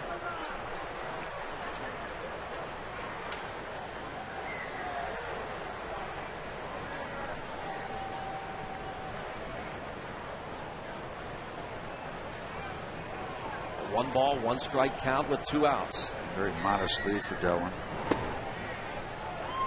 Taken outside to go to 2-1. The free pass to Walker, the first and only base on balls allowed by Gallardo. Last year, struck out 204 and walked 94.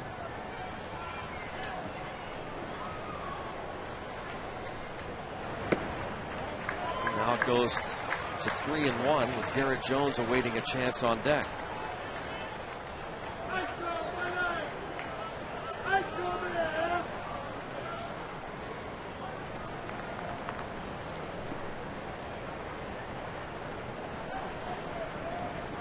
They send Delwin Young. Decently, nothing extraordinary. There he goes. And it's bounced to first. That'll do it for the Pirates. Gallardo continues to put up zeros. Through 5, it's a 1-0 ball game. Prince Fielder will lead off the 6th.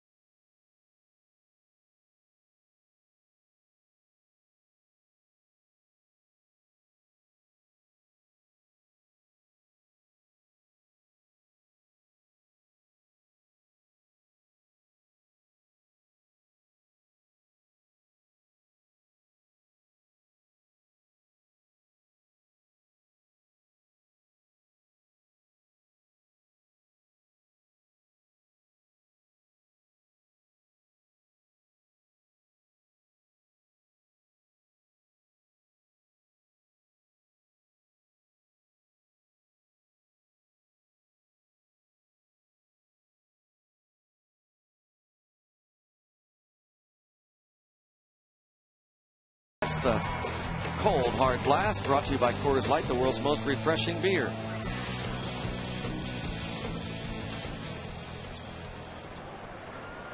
Fielder has also walked in this game. 24 home runs.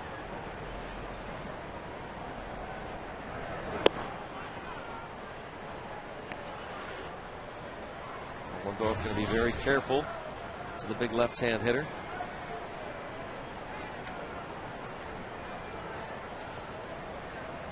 1-0 pitch. And 2-0 now on Prince Fielder, with Edmonds to follow and Jonathan Lucroy.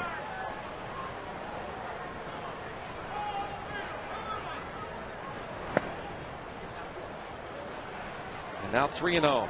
Very careful to Fielder. And of course, again, no easy pickings on deck with Edmonds, the way he has hit the Pirates over the years, and especially here at PNC Park.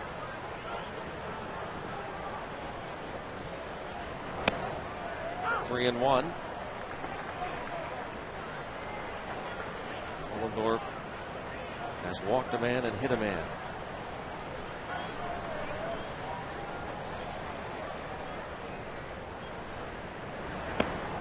And a strike. And Fielder not in agreement. Home plate umpire Mike Machlinski.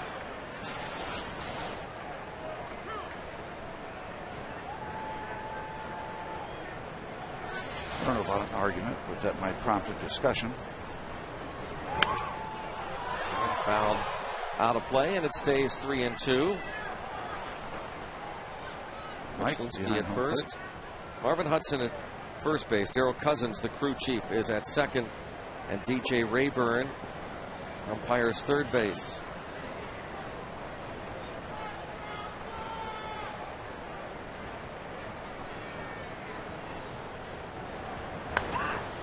Stays 3-2. No hesitation for Ross Ohlendorf to come inside.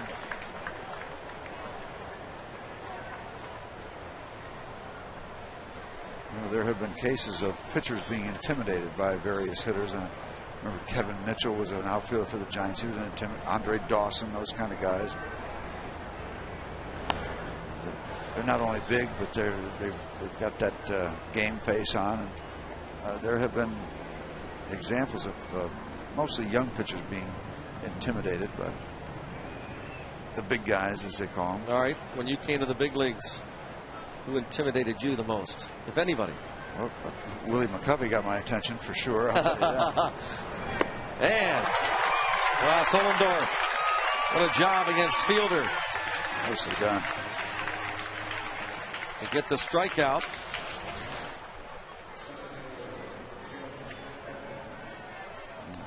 Prince chases downstairs, way underneath the strike zone.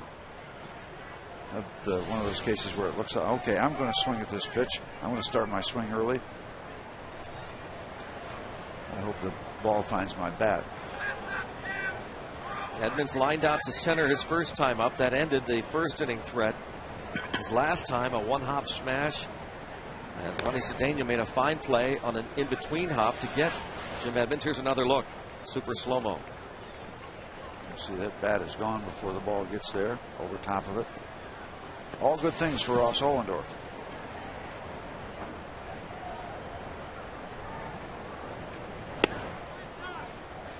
Inside for a ball, and what a nice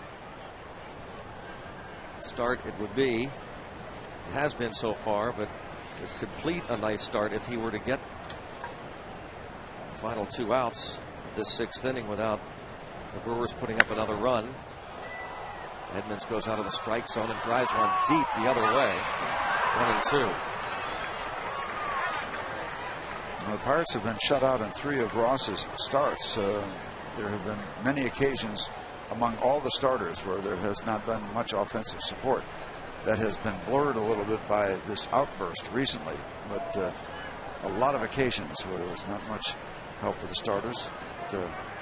Is the case here tonight for Ross. And toward left. Millage over. Again, Edmonds drives the ball deep the other way, but it's an out and 2 down in the top of the 6th inning.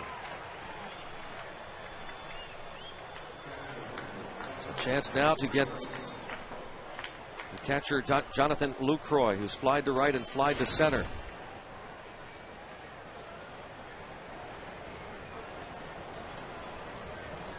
Lucroy getting the start over George Kottaras, who we were watching batting practice. George Kottaras hit the ball in the seats. He had to hit 15 home runs during batting practice. You know, you don't usually associate a lot of power with George Kottaras. He's certainly legitimate, but we've seen it in games, game time stuff against the Pirates, and he just put on a show during BP. Kind of happy he's not in the lineup tonight. I think the Pirates are too. He's hitting .400 against them this year. Talking about the left-hand hitting catcher George Kottaras. Half of his home runs against the Pirates. 1 ball, 1 strike now. A nice catch up in the stands by the folks. Good jump on the ball. Guy in one of the few sections all by himself. There's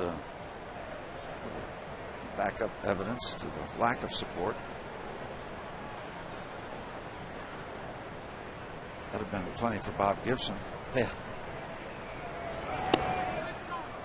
Rides in again, and Ohlendorf continues to be very aggressive inside. 2-1.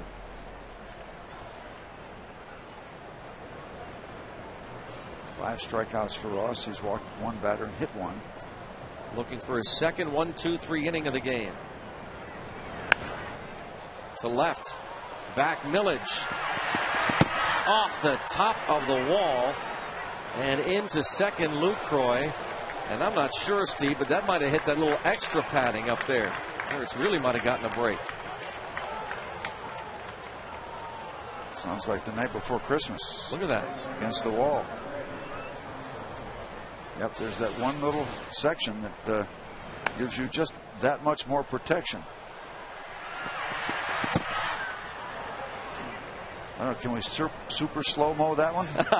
That's the high breaking ball, and he gets a lot of it.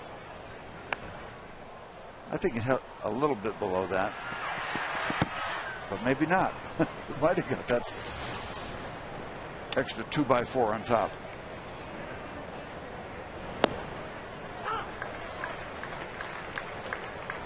Regardless, Ohlendorf needs to take advantage of that ball not leaving the ballpark and giving the Brewers a 2-0 lead. He's got a tough out too.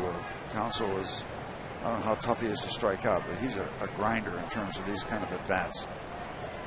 Always been a tough guy to strike out. Nice.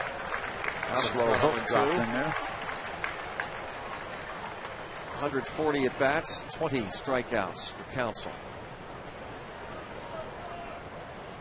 Double to left center field his first time up. Fouled out to catcher Erik Kratz in the 4th. A 1-0 game. Each pitch critical.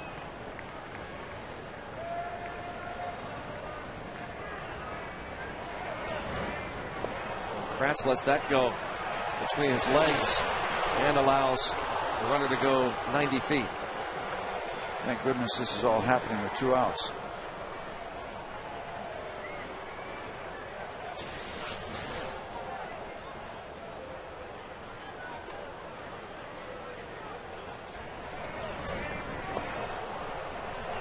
Came right back to Kratz.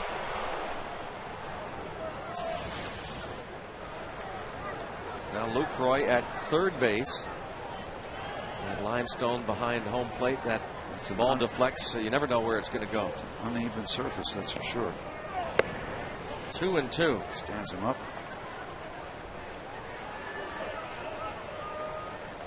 You never know with Craig Counsell. Now we're playing deep. Jones is deep. Alvarez is deep. I was thinking the same now thing. That he's at third base, you never know when, even with 2 strikes, this guy might try to drop a ball down. That's the way he plays it. Very unlikely, but you'd never know with him. Oh, Ole gets a huge strikeout and just a slight bump of the fist from the big man. He strikes out Fielder and Counsell to start and end the 6th inning. Nicely done.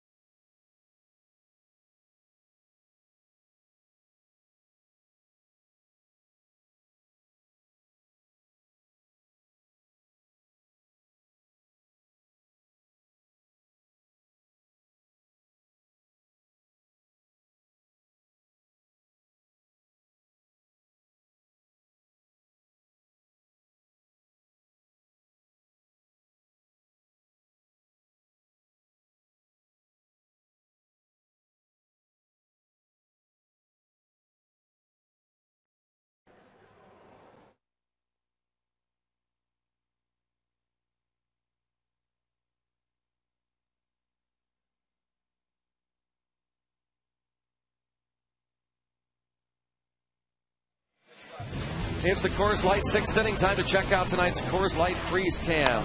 Let's check out Jose Tabata into right field. That's a base hit. That came in the 3rd inning. Joe England trying to make the catch. Comes up just short. Tonight's Freeze Cam brought to you by Coors Light, the world's most refreshing beer. Ohlendorf and Kratz and Kerrigan. The battery and the pitching coach. They're not talking about the strikeout counselor. They're talking about the wild pitch, I bet. They'll also be talking about the good job that Ross has done through 6 innings, giving up 1 run. Let's give him some help. Yep. Great work from Ohlendorf tonight. And Jones with a base hit. He just fights it off. Yeah, that's strength. He just fights off a good pitcher's pitch. Leadoff hit for Garrett Jones, his 2nd hit of the night. Time for the AT&T trivia question. AT&T Mobility, rethink possible. Prior to Pedro Alvarez, who was the only other Major League player this season to hit multiple homers in back-to-back games? Were you listening? That's right. Sometimes we do that. Sometimes we reveal an answer during the game. And you may not know that.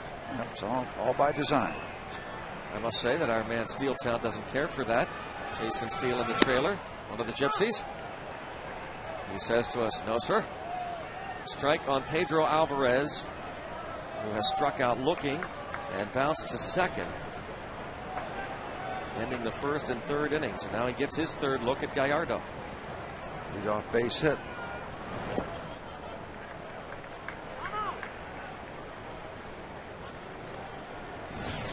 Coffey in the bullpen. Steve, I know how much fans love the high-octane offense. That's been a lot of fun.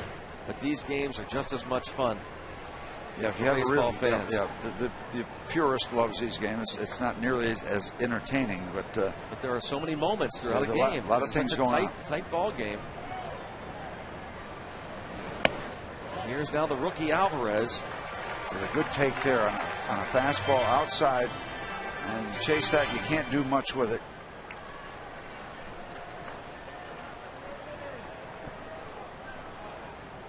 Leadoff base hit. How many opportunities will you get against Gallardo? Well, there's activity with Todd Coffey, so he's going to be departing. And that, he got under that one. Ball was popped up. Alvarez gets under that pitch and pops it up for the 1st out here in the bottom of the 6th. Lasting's Millage. Millage tonight has fly to center and bounced to short.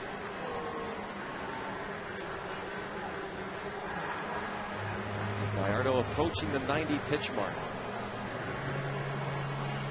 And he is scheduled to be the 2nd batter in the 7th inning. You would expect that this would be it for him, but wait and see.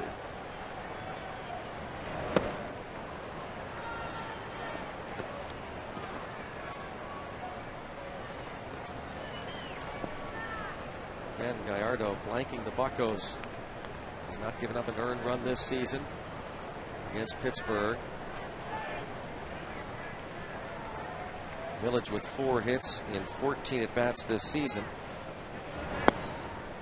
against, or rather in his career against Gallardo, and he takes a strike 0-2.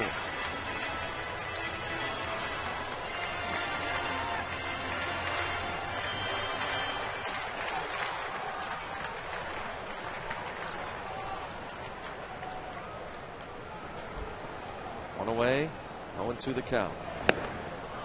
And down goes Millage, the 2nd out of the 6th inning. Number 5 for Giovanni.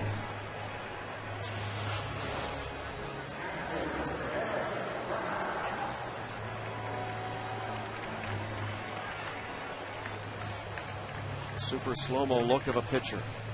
Full extension. Arm in tandem with the body. You don't want the arm out in front early or late. In one of those cases, the body can't help the arm. Strike on Erik Kratz. He's bounced to second and fouled to first. Each team with 5 hits. The difference in the game, the Prince Fielder leadoff home run in the 4th. Kratz, the rookie, at the age of 30.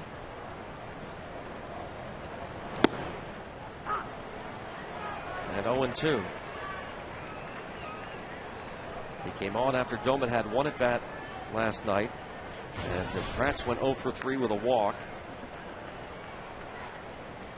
He started the game on Tuesday, was 0 for 4. Of course, he made his Major League debut this homestand on Saturday night.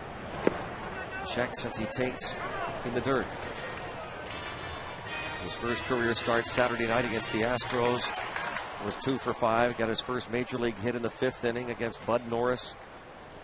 And then in the 8th inning, collected his first big league RBI.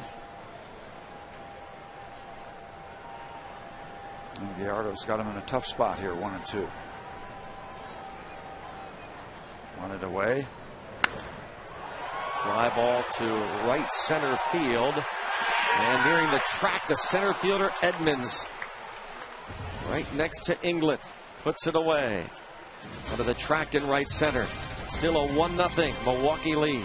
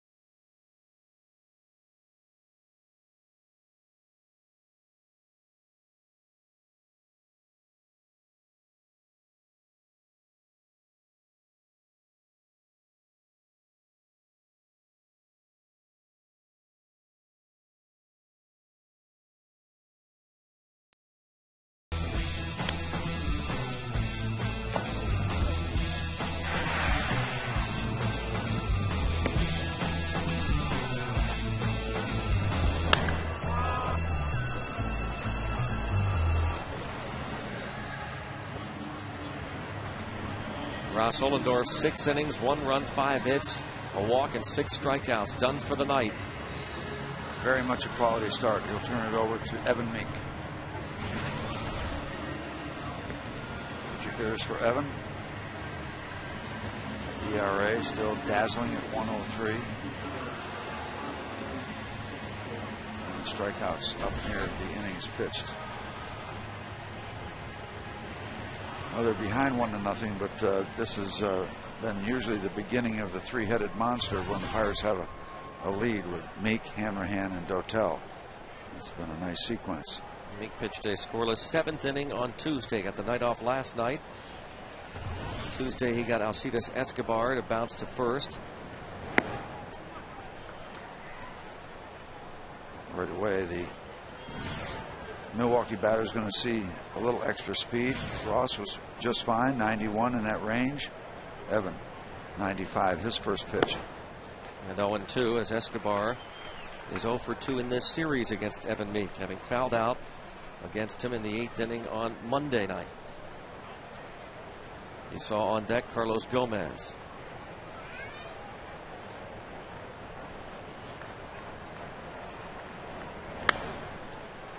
Popped up. Right side of the infield, it's Walker.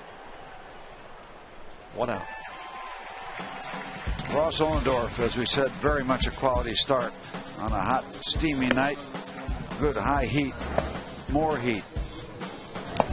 More heat. Nice breaking ball. A lot of different selections, a lot of different locations. Good looking breaking ball. Real good, effective fastball, I thought, tonight for Ross Ohlendorf.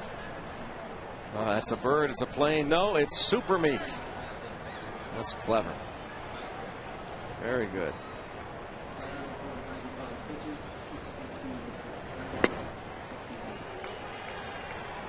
'96 Gomez, the pinch hitter for Gallardo. And Gallardo goes 6 innings of shutout ball.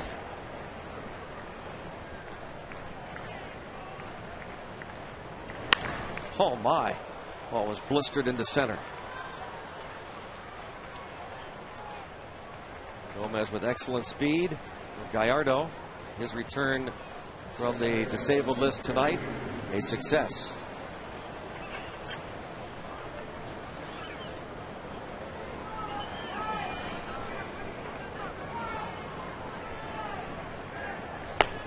Todd Coffey will be next. You'll have to watch Carlos Gomez. I'd be surprised if he didn't go at some point. 10 steals and 12 attempts. Decent lead, a little above average. Above average.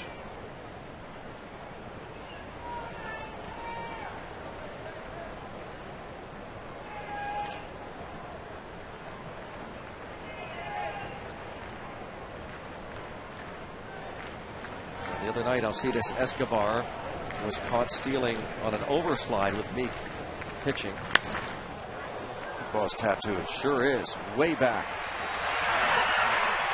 Wow. Home run. A shot over the right center field wall for Weeks to give Milwaukee a 3-0 lead. His 19th. You talk about the ball jumping off a bat. That's a big part of the ballpark. Come on, Ricky. Ricky Weeks, 19 homers.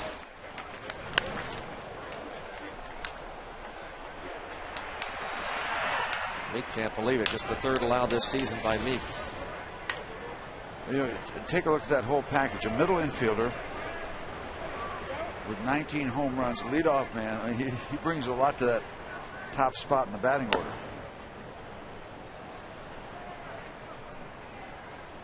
Ball foul.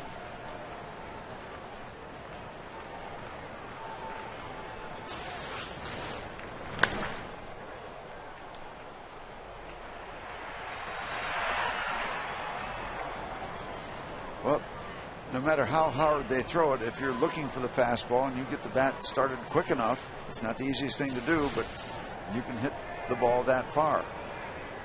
Not unusual that you don't pull it, but you can still tattoo it. Career high in home runs for Weeks. He missed significant time last year. Wrist injury.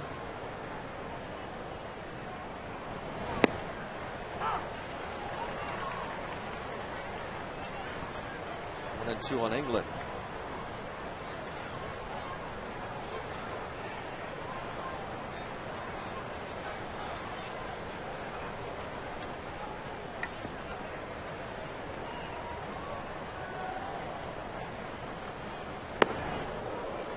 Chin Music, 2 and 2.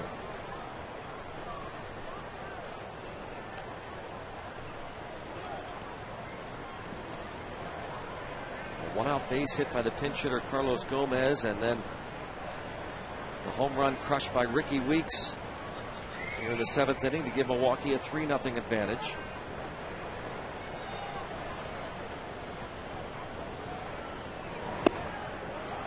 Now Meek falls behind England 3 and 2.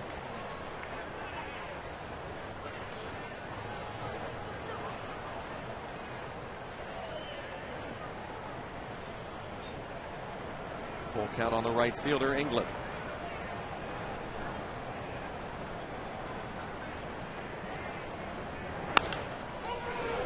First First baseman Jones tosses to Meek. 2 down. Saturday, Buccos and Padres play the middle game of their 3-game series. After the game, don't miss Steve Miller Band post-game concert live on the field here at PNC Park. All their great hits will be played, including Fly Like an Eagle.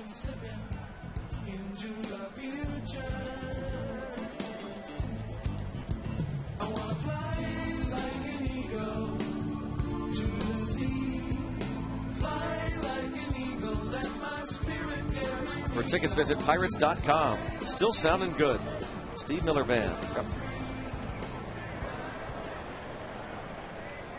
There will be a ton of people in this building. It'll be rocking Saturday night. Be here. They are here for the duration. Should be fun. A lot of fun. A lot of fun.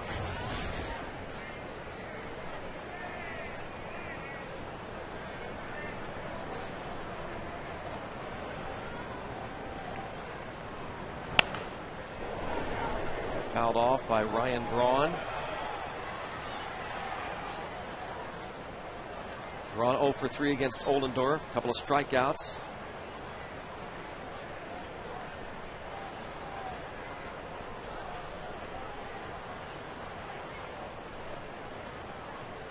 Saturday night, by the way, Bob and I will be out at the Trib Total Media Hall of Fame Club. That will be our perch for the telecast Saturday night. Oh, it'll be a great opportunity to get a good shot of the radio booth. That's right.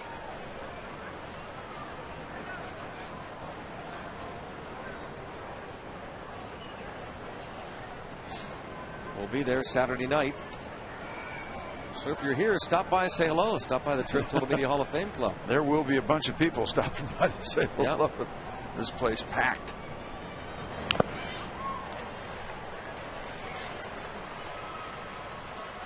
Count stays 1 and 2 on Ryan Braun. The 2-run homer by Ricky Weeks. First run or runs allowed by Evan Meek in his last 13 games here at PNC Park.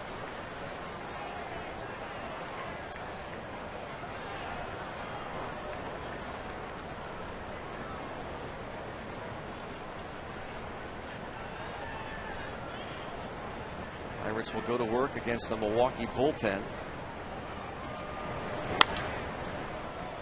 Deep third, Alvarez got it done. The long throw, deep third. And a deep home run hit by Ricky Weeks to give Milwaukee a 3-0 lead. 7th inning stretch.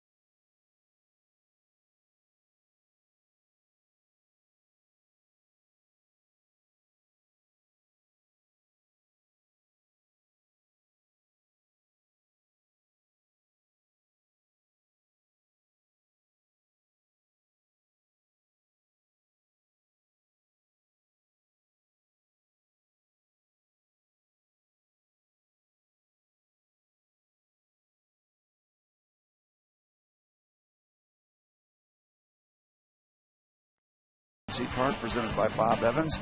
All kids 14 and younger can receive a complimentary game ticket when you stop by any Bob Evans restaurant to pick up your kids get in free voucher. The voucher may be redeemed at any PNC Park ticket window. For more information, visit pirates.com/kidsfree.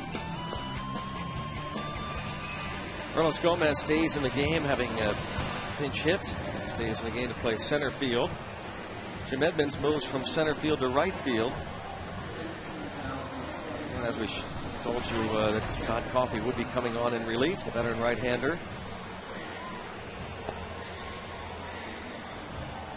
His numbers on the year: 4.26 ERA. Pirates saw Todd Coffey on Monday and Tuesday. 1 1/3 scoreless innings of relief on Tuesday night. Todd Coffey also got 2 outs in the 6th inning on Monday night in the Milwaukee 3-1 victory.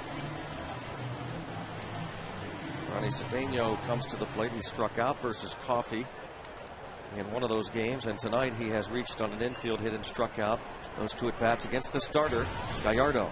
Well, let's try Coffey because it wasn't working against Giovanni Gallardo. He was absolutely terrific.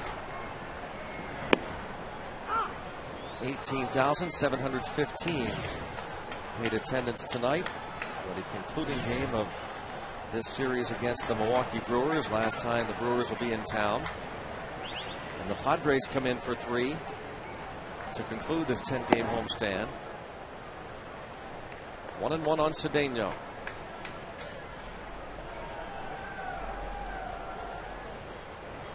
Pirates have had a bunch of base runners, but they've not been able to get across home plate.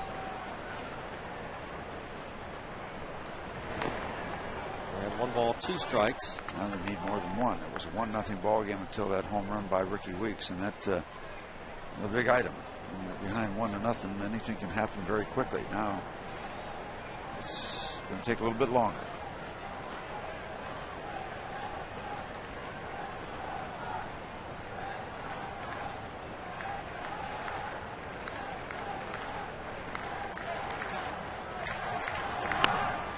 Fouled out of play. Cedeno 0 for 7 in his career against Coffey.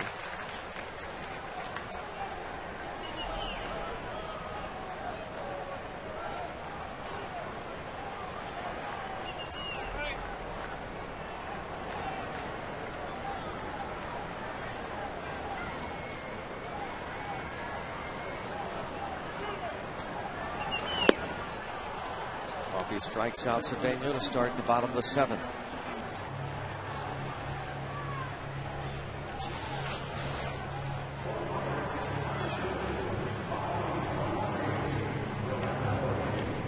The slider, that's a perfecta by Cedeno. It's coming. It's coming. It's going to get there. Super slow-mo. Here it comes.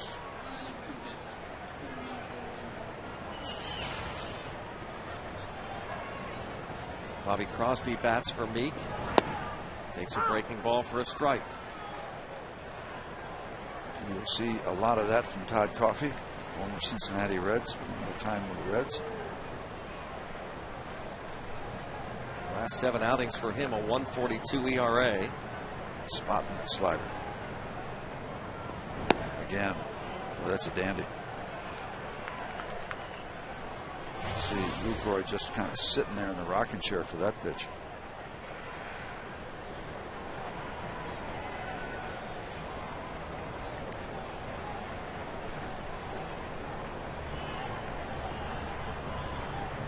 Sitting there again for the fastball.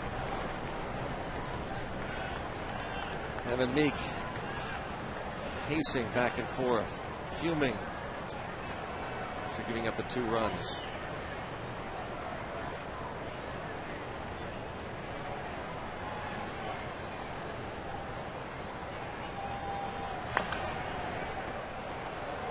Remains a ball and 2 strikes on Crosby. With 1 out in the bottom of the 7th inning. Crosby had been getting a lot of playing time, but with Cedeno swinging a hot bat. Cedeno, his 8th straight start tonight at shortstop and 9 of his last 10 He started 9 of the last 10 games at short.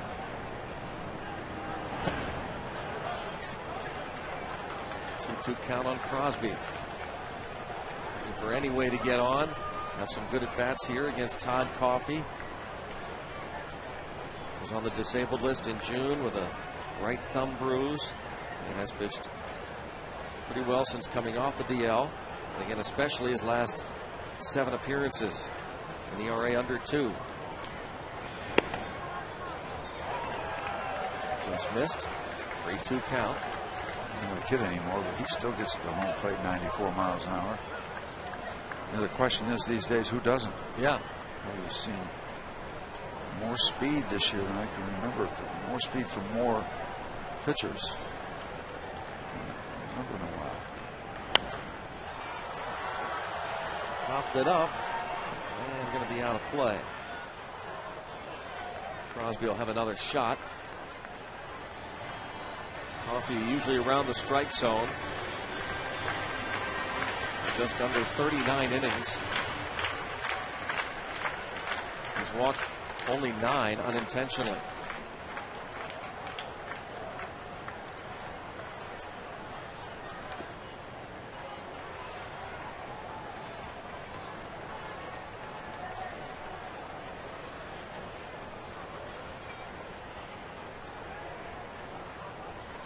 Talked about the Pirates' three-headed monster when the Pirates have the lead from their bullpen. There's a bouncer left side. Shortstop gathers it up and on to first. Escobar to fielder. Ken Macha, especially since Trevor Hoffman no longer the closer. That belongs to John Axford, the 9th inning. We could see Coffey pitch here and then Cameron Lowe pitch the 8th. So Lowe did pitch rather extended 8th inning last night. We'll have to see how Ken Macha decides to work his bullpen.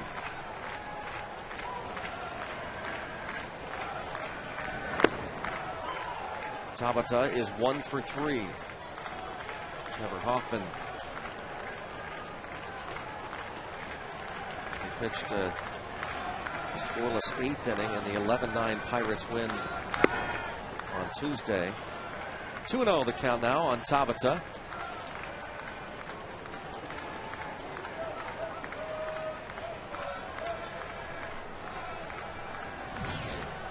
Capuano with some left-hand hitters due up down the road. 3-0 count now on Tabata.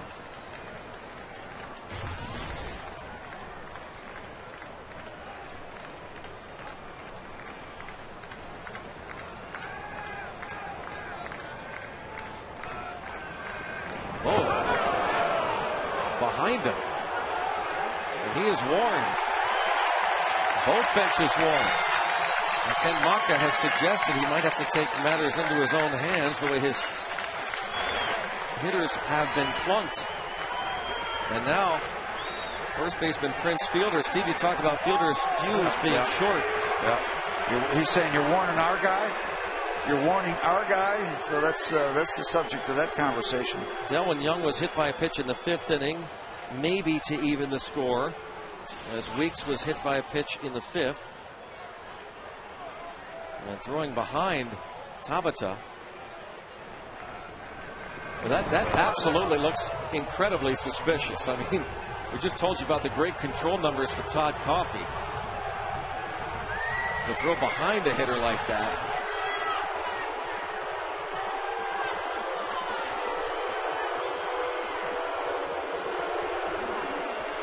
You never know the true intentions of the pitcher. Well, if you want to hit somebody, and I'm not passing judgment, if you want to hit somebody, throw it back at them, because most of the time your first reaction is to go back.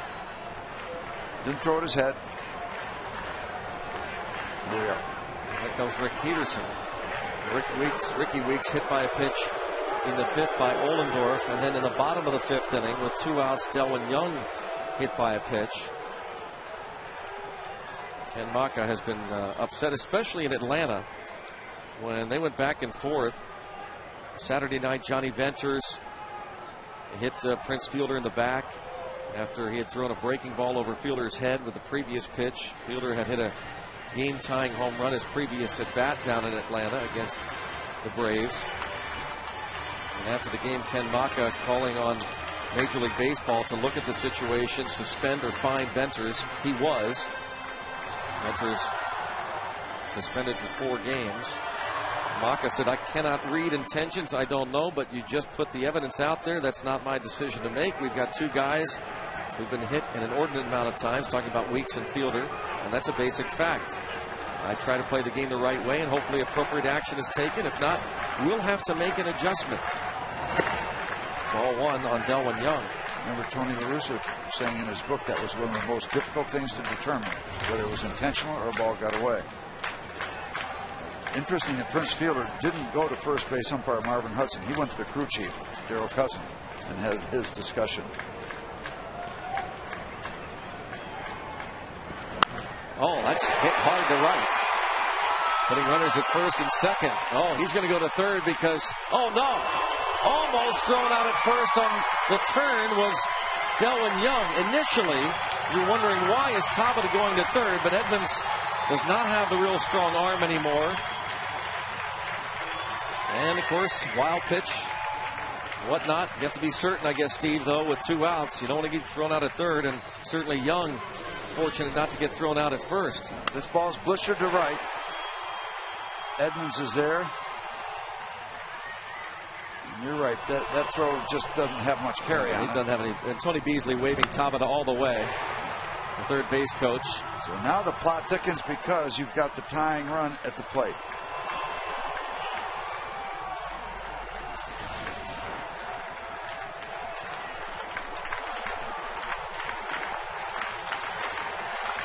It's Neil Walker. Coffey has given up 3 home runs.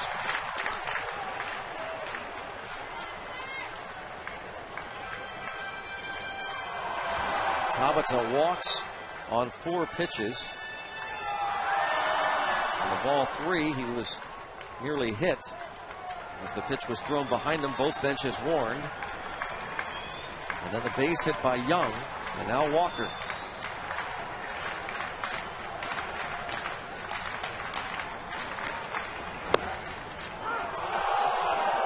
0-2. You got over 18,000 fans that didn't think this ball was in the strike zone.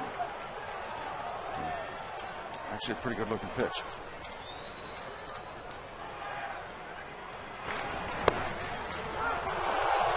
Nobody liking it. Yeah, especially the guy at the plate. Walker singled off Coffey Monday night.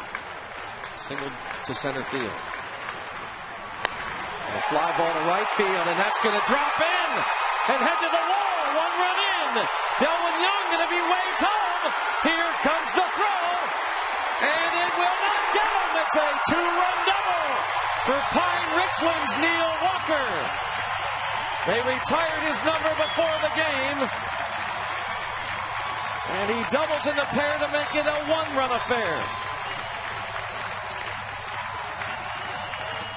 We got action, and we're looking down the barrel with Garrett Jones and Pedro Alvarez. There is left-handed activity, and it's busy in the Milwaukee bullpen. How good has Neil Walker been since his arrival May 25th? Not too good, 10 good. Against the veteran right-hander. He got that strike call, did Coffey in his favor. And you see the dive by Delwyn Young with our super slow-mo. Neil Walker collects his 15th double. Columbia Gas 9-1-1, 8-1-1 call to the pen thanks to Columbia Gas.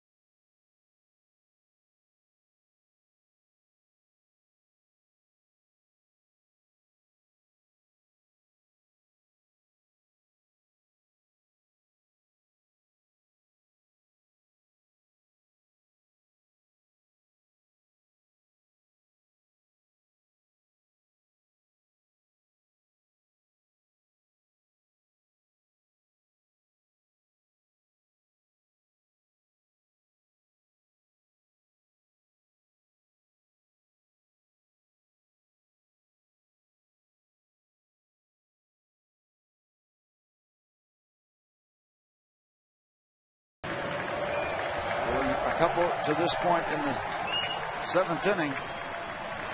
Here's the shot. Pass Jim Edmonds, and we're off to the races with 2 outs. We're going on contact for sure. Nothing to hang back for.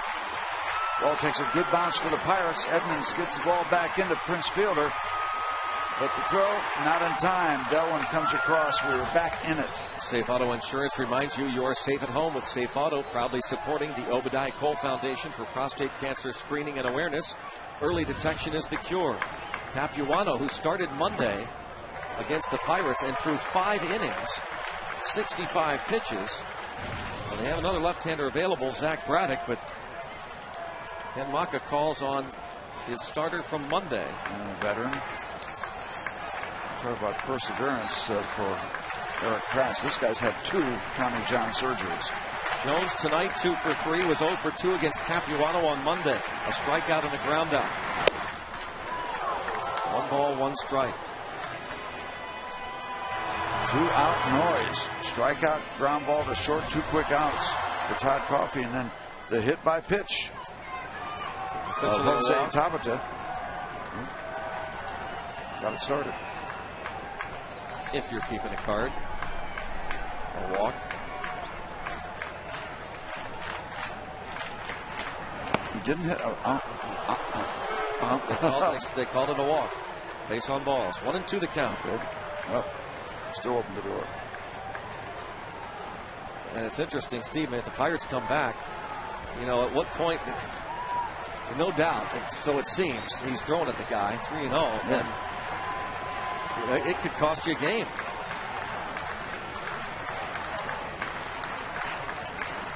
Because it certainly has opened the door.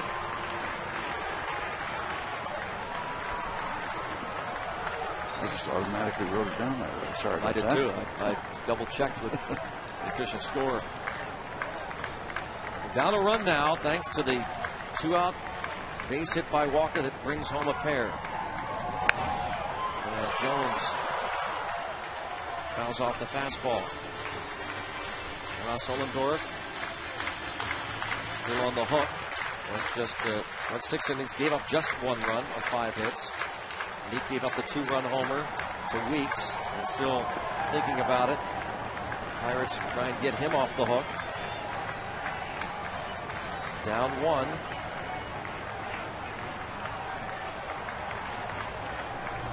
And again, Jones 0 for 2 against Capuano the other night.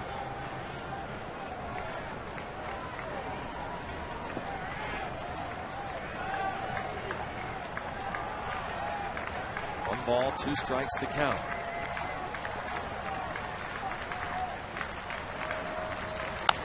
Tapper, Capuano will toss on to first. The Pirates get a couple. Now we move on to the 8th inning. Neil Walker's 2-run double gets the Bucks to within 1.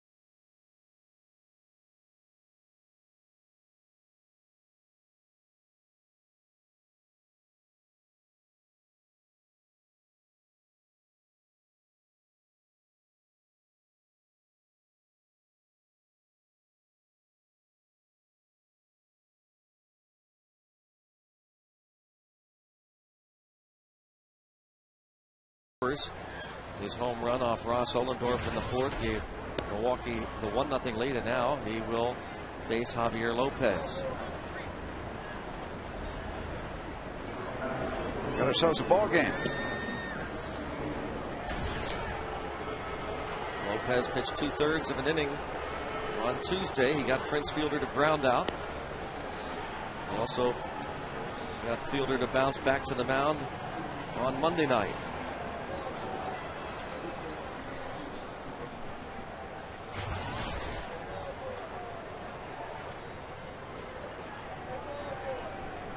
Fielder, his 3 plate appearances against Ohlendorf, a walk, a home run, a strikeout. 0 for 2 in this series against Javier Lopez. 2 for 7 in his career, plus 2 walks against the veteran lefty. Strike 1.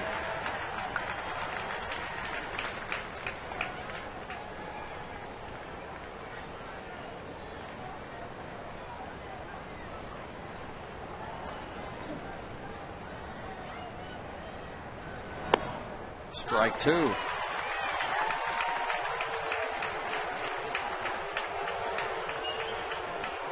After further review and contemplation, Prince says, yep, he's there. Okay, I'm good with that.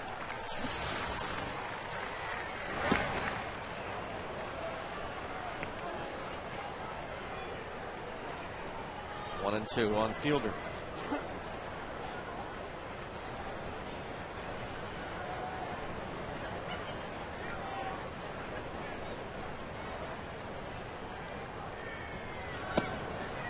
Evens it up. Fielder hitting .221 against lefties this season. 3 of his 24 home runs have come against southpaws. And now a full count. Looking for the fastball inside after the big sweeping stuff out of the way. Gene Edmonds waits.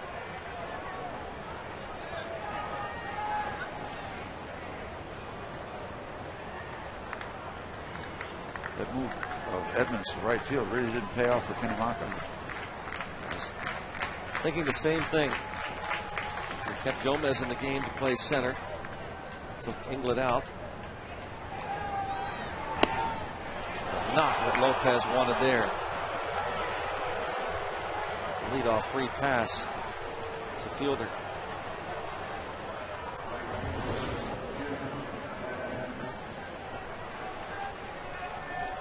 Lopez a .262 ERA. He has walked 17 now in just under 35 innings. 3 of those intentional. Edmonds 0 for 3 tonight.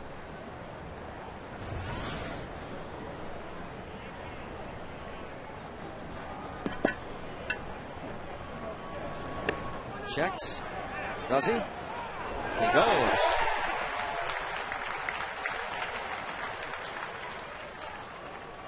Much to his chagrin.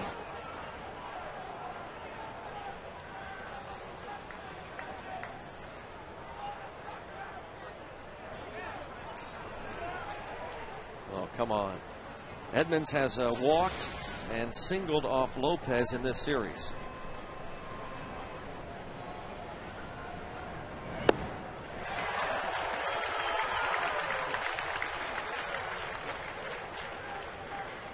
He's 1 for 6 in his career with 3 strikeouts against the lefty. Edmonds signed as a free agent over the winter. Non-roster invitee to spring training in Arizona. Now to 1 and 2. What a career. Edmonds had retired after the 08 season.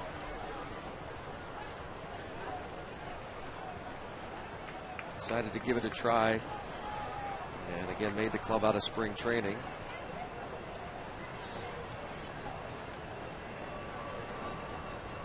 Longtime member of the Angels and then the St. Louis Cardinals. Line at Walker. And Line with emphasis. One out in the 8th. Everything's going right for Neil Walker, isn't it? Even the line drives right at him. Love what you see from this guy, Neil Walker.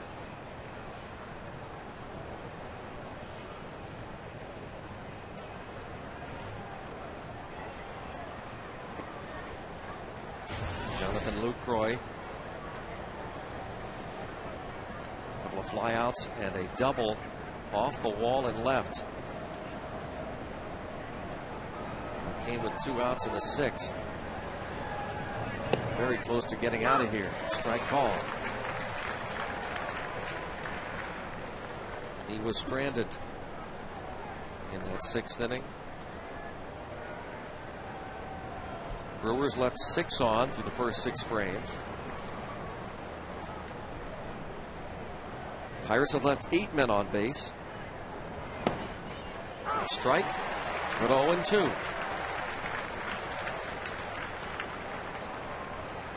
Fielder a leadoff walk. On base for the 3rd time tonight.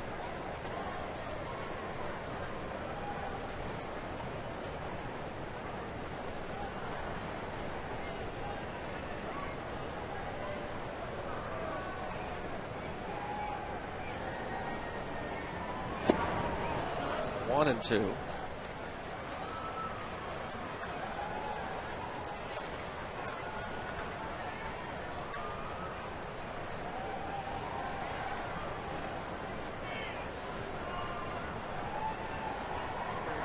Hart not in the starting lineup, but we believe available to pinch hit.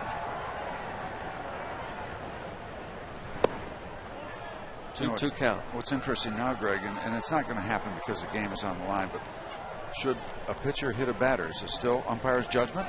Now that both benches have been warned. Yeah. See, so you're still in that gray area. I don't know what you've accomplished by the warning. I'll be honest with you. That was one of the coaches for the Dodgers the other night got upset because both benches had been warned and somebody was hit. I forget who it was, and the guy wasn't thrown out. Schaefer. Yeah. Bench coach for Joe.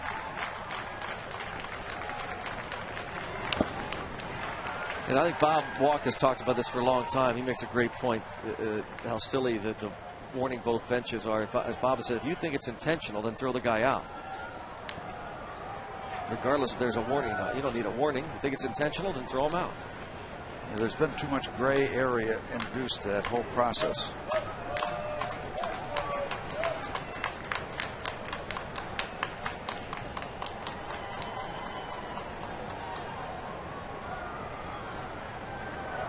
Maka recently talking the other day. There's a bouncing ball and through the left side. A ground ball. Found the hole. So Lucroy with his 2nd hit.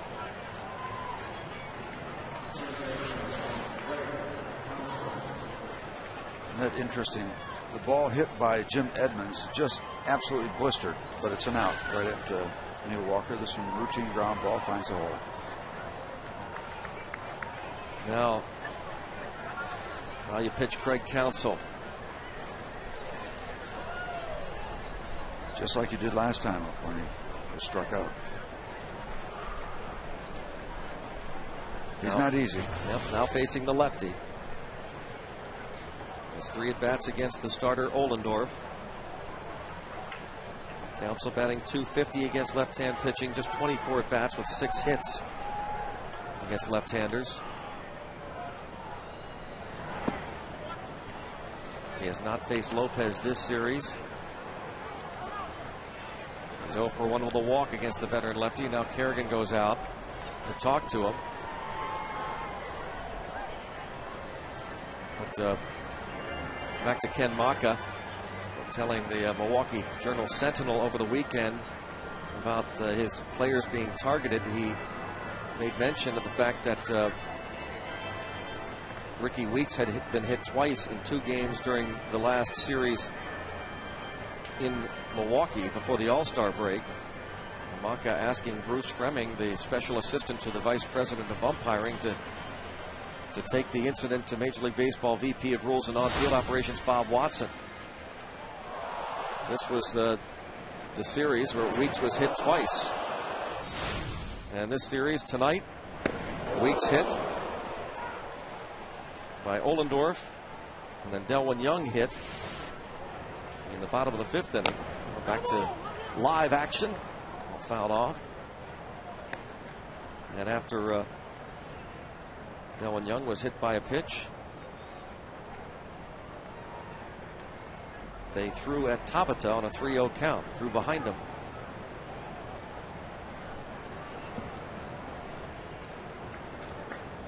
One and one on Counsell. Now 1 ball and 2 strikes with 1 away.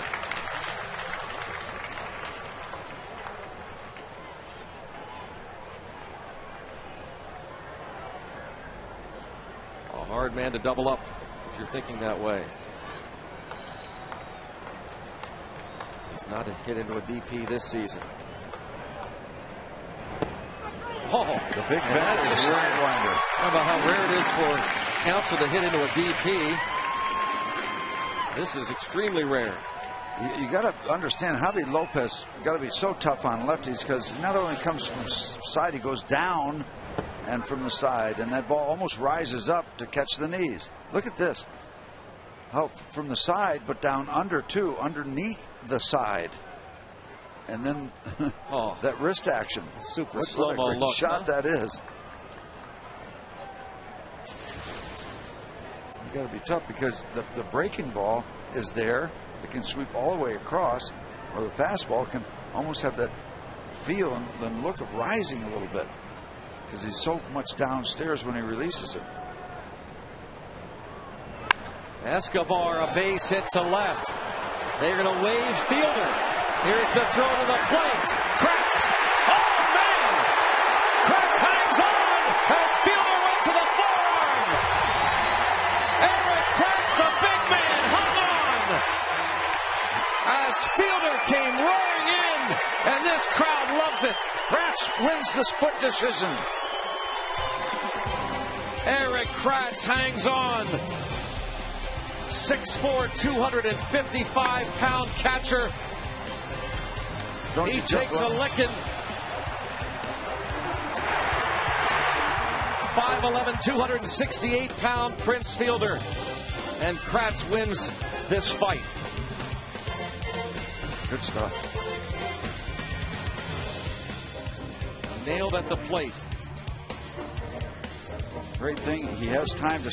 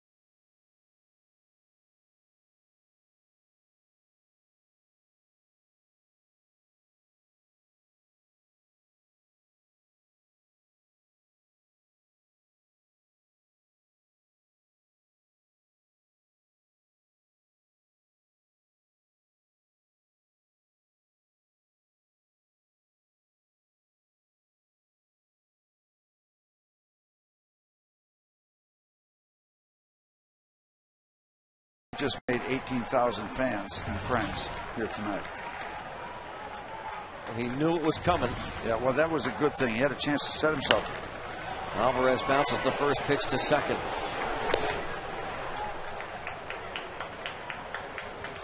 Once again, two big men going at it. I mean, Kratz is taller. Wow. You see Prince going up with both hands and arms. Anything dirty about it? Well, you would say it was extremely dirty if Kratz wasn't so tall, but he didn't get him up around the face. He got him up around the chest because Eric is tall. A smaller man, I mean, he might take his head off. Well, the folks here didn't like it when Fielder came out to take the field, and he was serenaded. Well, I know the hometown team is going to do that. Absolutely. Columbia Gas 811 call to the pen, and he is going to call on John Axford early.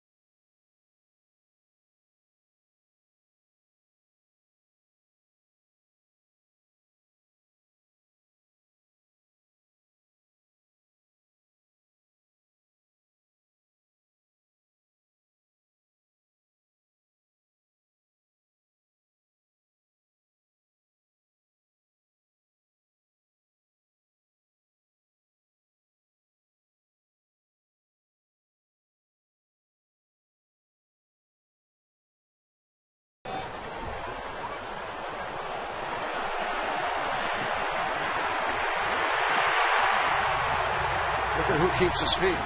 Yeah. That's the thing. Eric has a chance to get the ball and then get ready to the collision. He knows it's coming. If the ball is late and he's vulnerable looking for the ball, then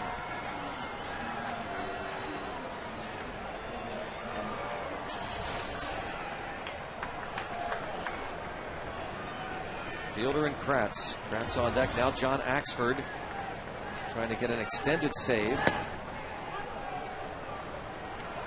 Last time he went more than one inning, June 22nd. He went 2 against the Minnesota Twins. Casey McGee at third. That in the second spot of the order.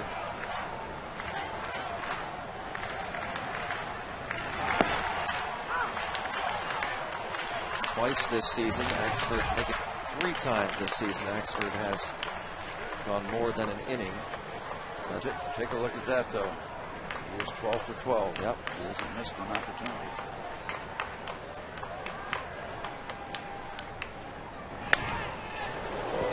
Pitch 2 scoreless against the Pirates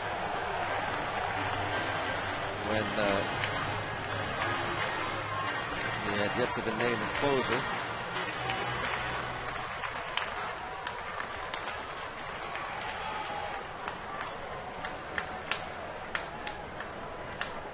One-two count on Millage, 0 for 3 in this one.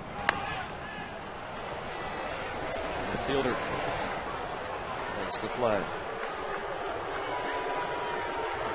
And even that will draw the Bluebirds. Now it is Eric Kratz. And the cheers. 18,000 new fans.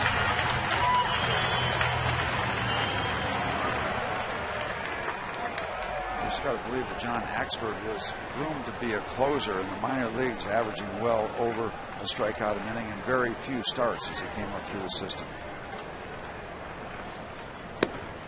Ball one. Kratz hit the ball pretty well his last time up to the warning track in right center field. Jim Edmonds was able to make the catch. He's also grounded to second and fouled out. Brewers now look for 4 outs. They have a 1-run lead. Kratz pops it up to Fielder. 1-2-3, go the Bucks. Lead head to the ninth. Milwaukee's lead is 3-2.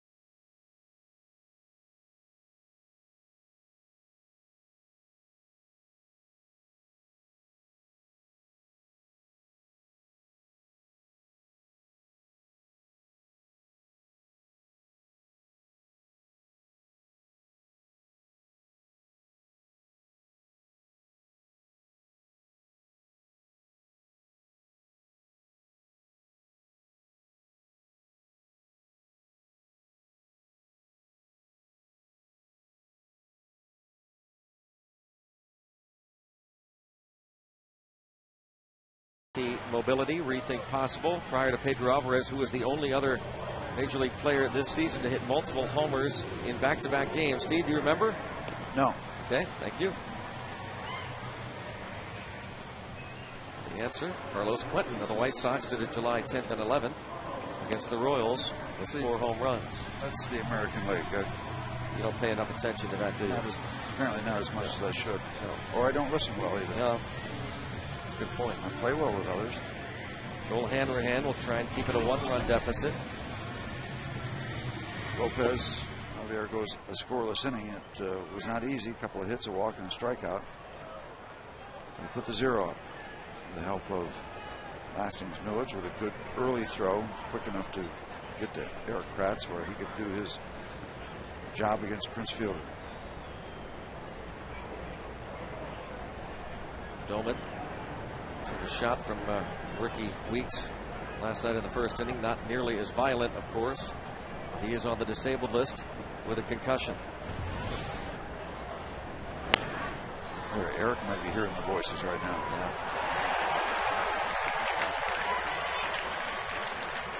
And when you hear the voices, I mean, you got to listen. You got to do what they tell you to do. That's right.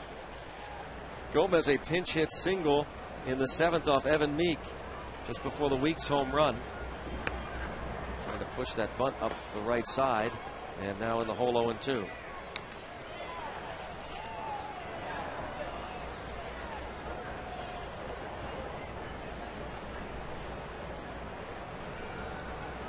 Pirates have Ronnie Cedeno, a pinch hitter, and Tabata due up in the bottom of the 9th.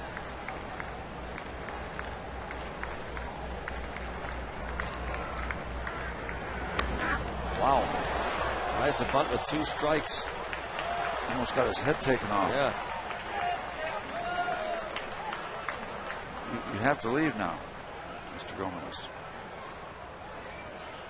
Ferris Bueller say it's over.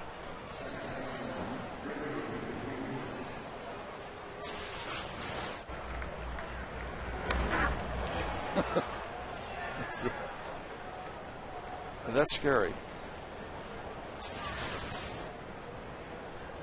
Ricky Weeks has tripled off the wall in center, struck out, has been hit by a pitch, and homered.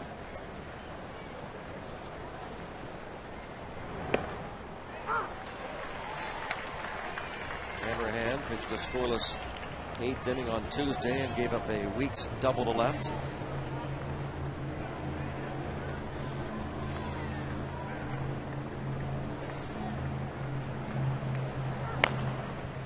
Take your time, take your time. 2 outs. Many occasions where a pitcher will come that far to get a ball and feel like he has to really hurry, and sometimes you have to hurry more than that, but avoid the panic.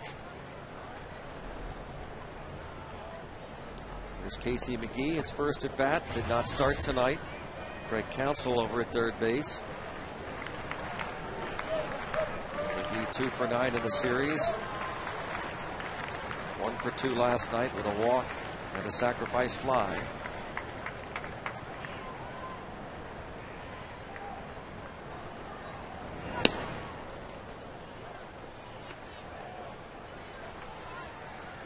Ball 1 on Casey McGee, one of the top rookies of the year last season.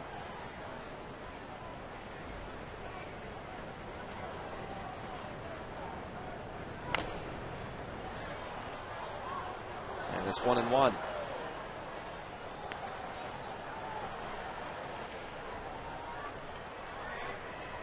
This year McGee at .273, 13 homers, 55 runs knocked home.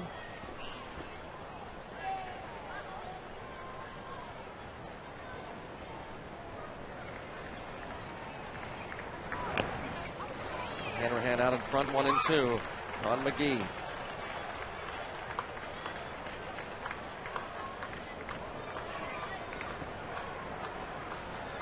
Brewers trying to get out of town with a series split. 15th meeting of the year tonight between these two clubs. Milwaukee has won 9 of the first 14.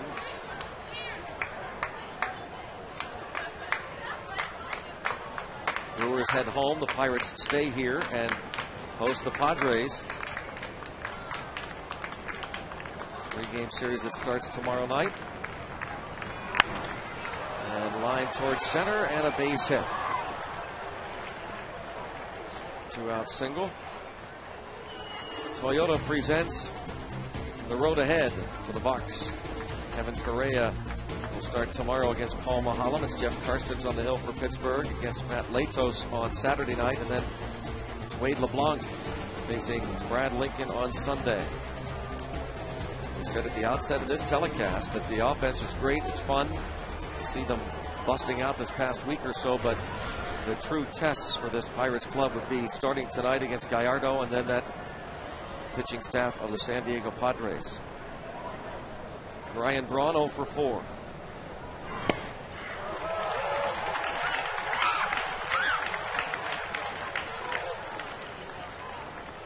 He struck out twice in 3 at-bats against Ohlendorf and bounced out against Meek his last time. You go back to the old theory that great pitching will win against great hitting. Plus, there's no way the Pirates could keep up that offensive pace. But they're still in this ballgame, 1 point down. Hanrahan, who to me looks completely different than when I used to see him in Washington. Just completely different. He's been terrific. Trying to keep it a 1-run game.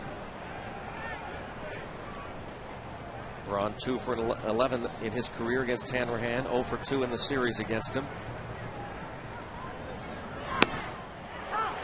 1-2. Hanrahan and the Pirates hoping to avoid Fielder.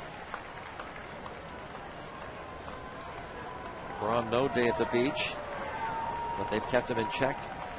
2 hits in the series and 17 at-bats. One of the hits a home run.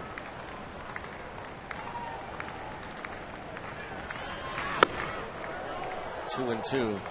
97 miles an hour up and in.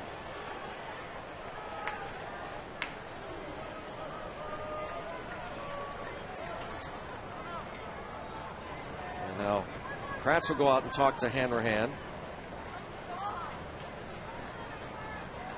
How about that battery there? 6'4", 240 or 250 is Hanrahan, and there's Kratz. We already mentioned 6'4", 255. If anybody was ever built more like the old prototype of a catcher, the old look and all that, it is Erik Kratz. And nothing wrong with old school. He has proven a little something here tonight. Impressed a lot of people. A great story over the weekend, and good story continues. 2-2 pitch. Got him with a slider. Bucks have a shot heading to the bottom of the 9th inning. Ronnie Cedeno will lead off. Then we'll have a pinch hitter, and then Jose Tabata. 3-2 Milwaukee.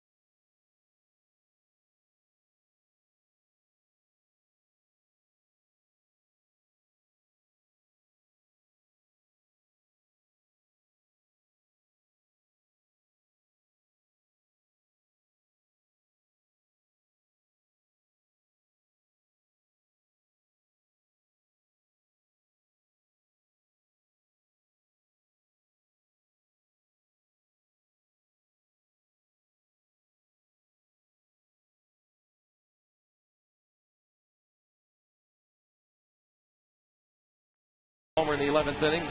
Phillies beat the Cardinals. Major League Baseball announcing that they'll begin testing for HGH in the minors. Current testing does not include the HGH. Derek Jeter hit his second career inside the park homer. The Yankees lead the Royals 6-4. Alberto Callaspo was traded from the Royals to the Angels for Sean O'Sullivan and Will Smith. Also, Ralph Houck passed away at the age of 90. 20-year manager. The Yankees, Tigers, and Red Sox. And of course, he was managing when Maz hit. It's Casey Stengel. No, I thought somebody. Yeah, of course it was Casey Stengel. Yeah. I'm not sure about that. Houck came out in 61. Yeah, definitely Casey Stengel. Definitely. Strike is called on Ronnie Cedeno, who has singled and struck out twice. And then Ryan Church would bat. Pirates down 1 here in the bottom half of the 9th inning. Base runner, base runner, base runner. Any way he can get on. Cedeno tonight, that infield hit in the 2nd. Strikeout in the 4th, strikeout in the 7th.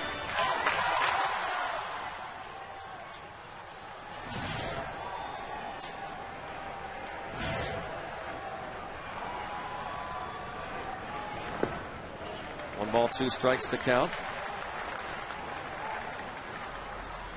Ralph Houck, the major distinguished military career, his baseball work.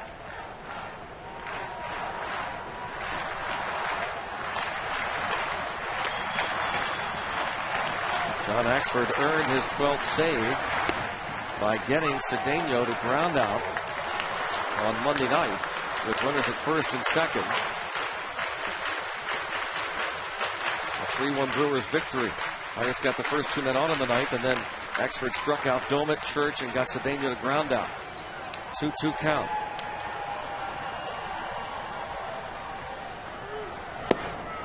Down on strikes goes Cedeno to start the bottom of the ninth. Church will get another chance.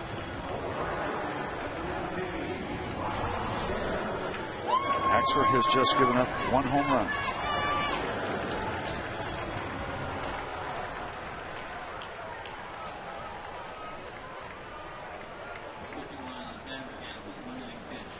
One-run lead for Milwaukee.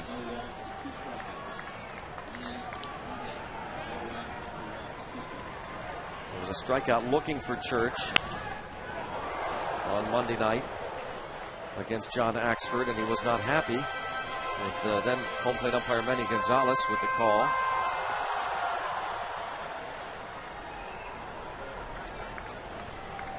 Hitting .190 this year, 3 homers, 18 RBIs, 3 for 18 off the bench.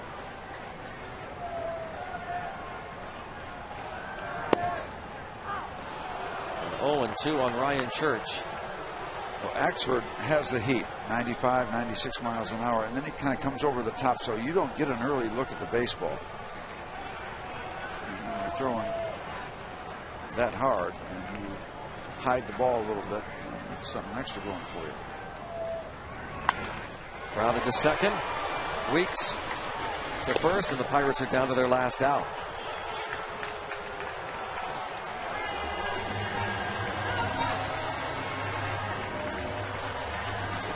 Jose Tabata, the Pirates' last chance here. The AGH Sports Medicine Pirates postgame with highlights and analysis coming up.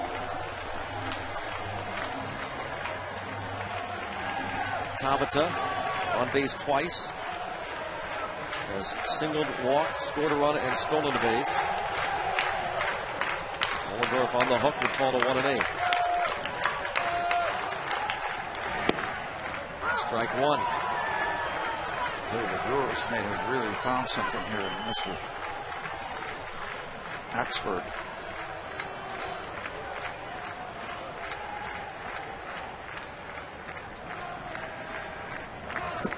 Did he go in the dirt? They won't appeal it. 1 ball, 1 strike to count.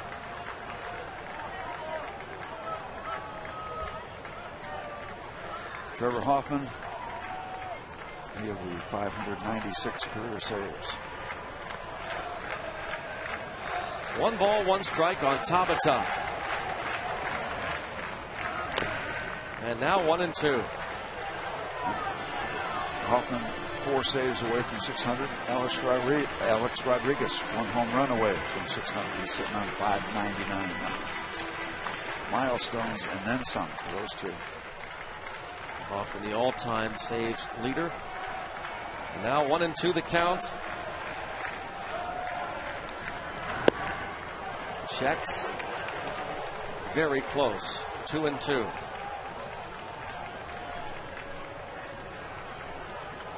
Delwyn Young would be next. Tabata can find a way to get on base here against John Axford.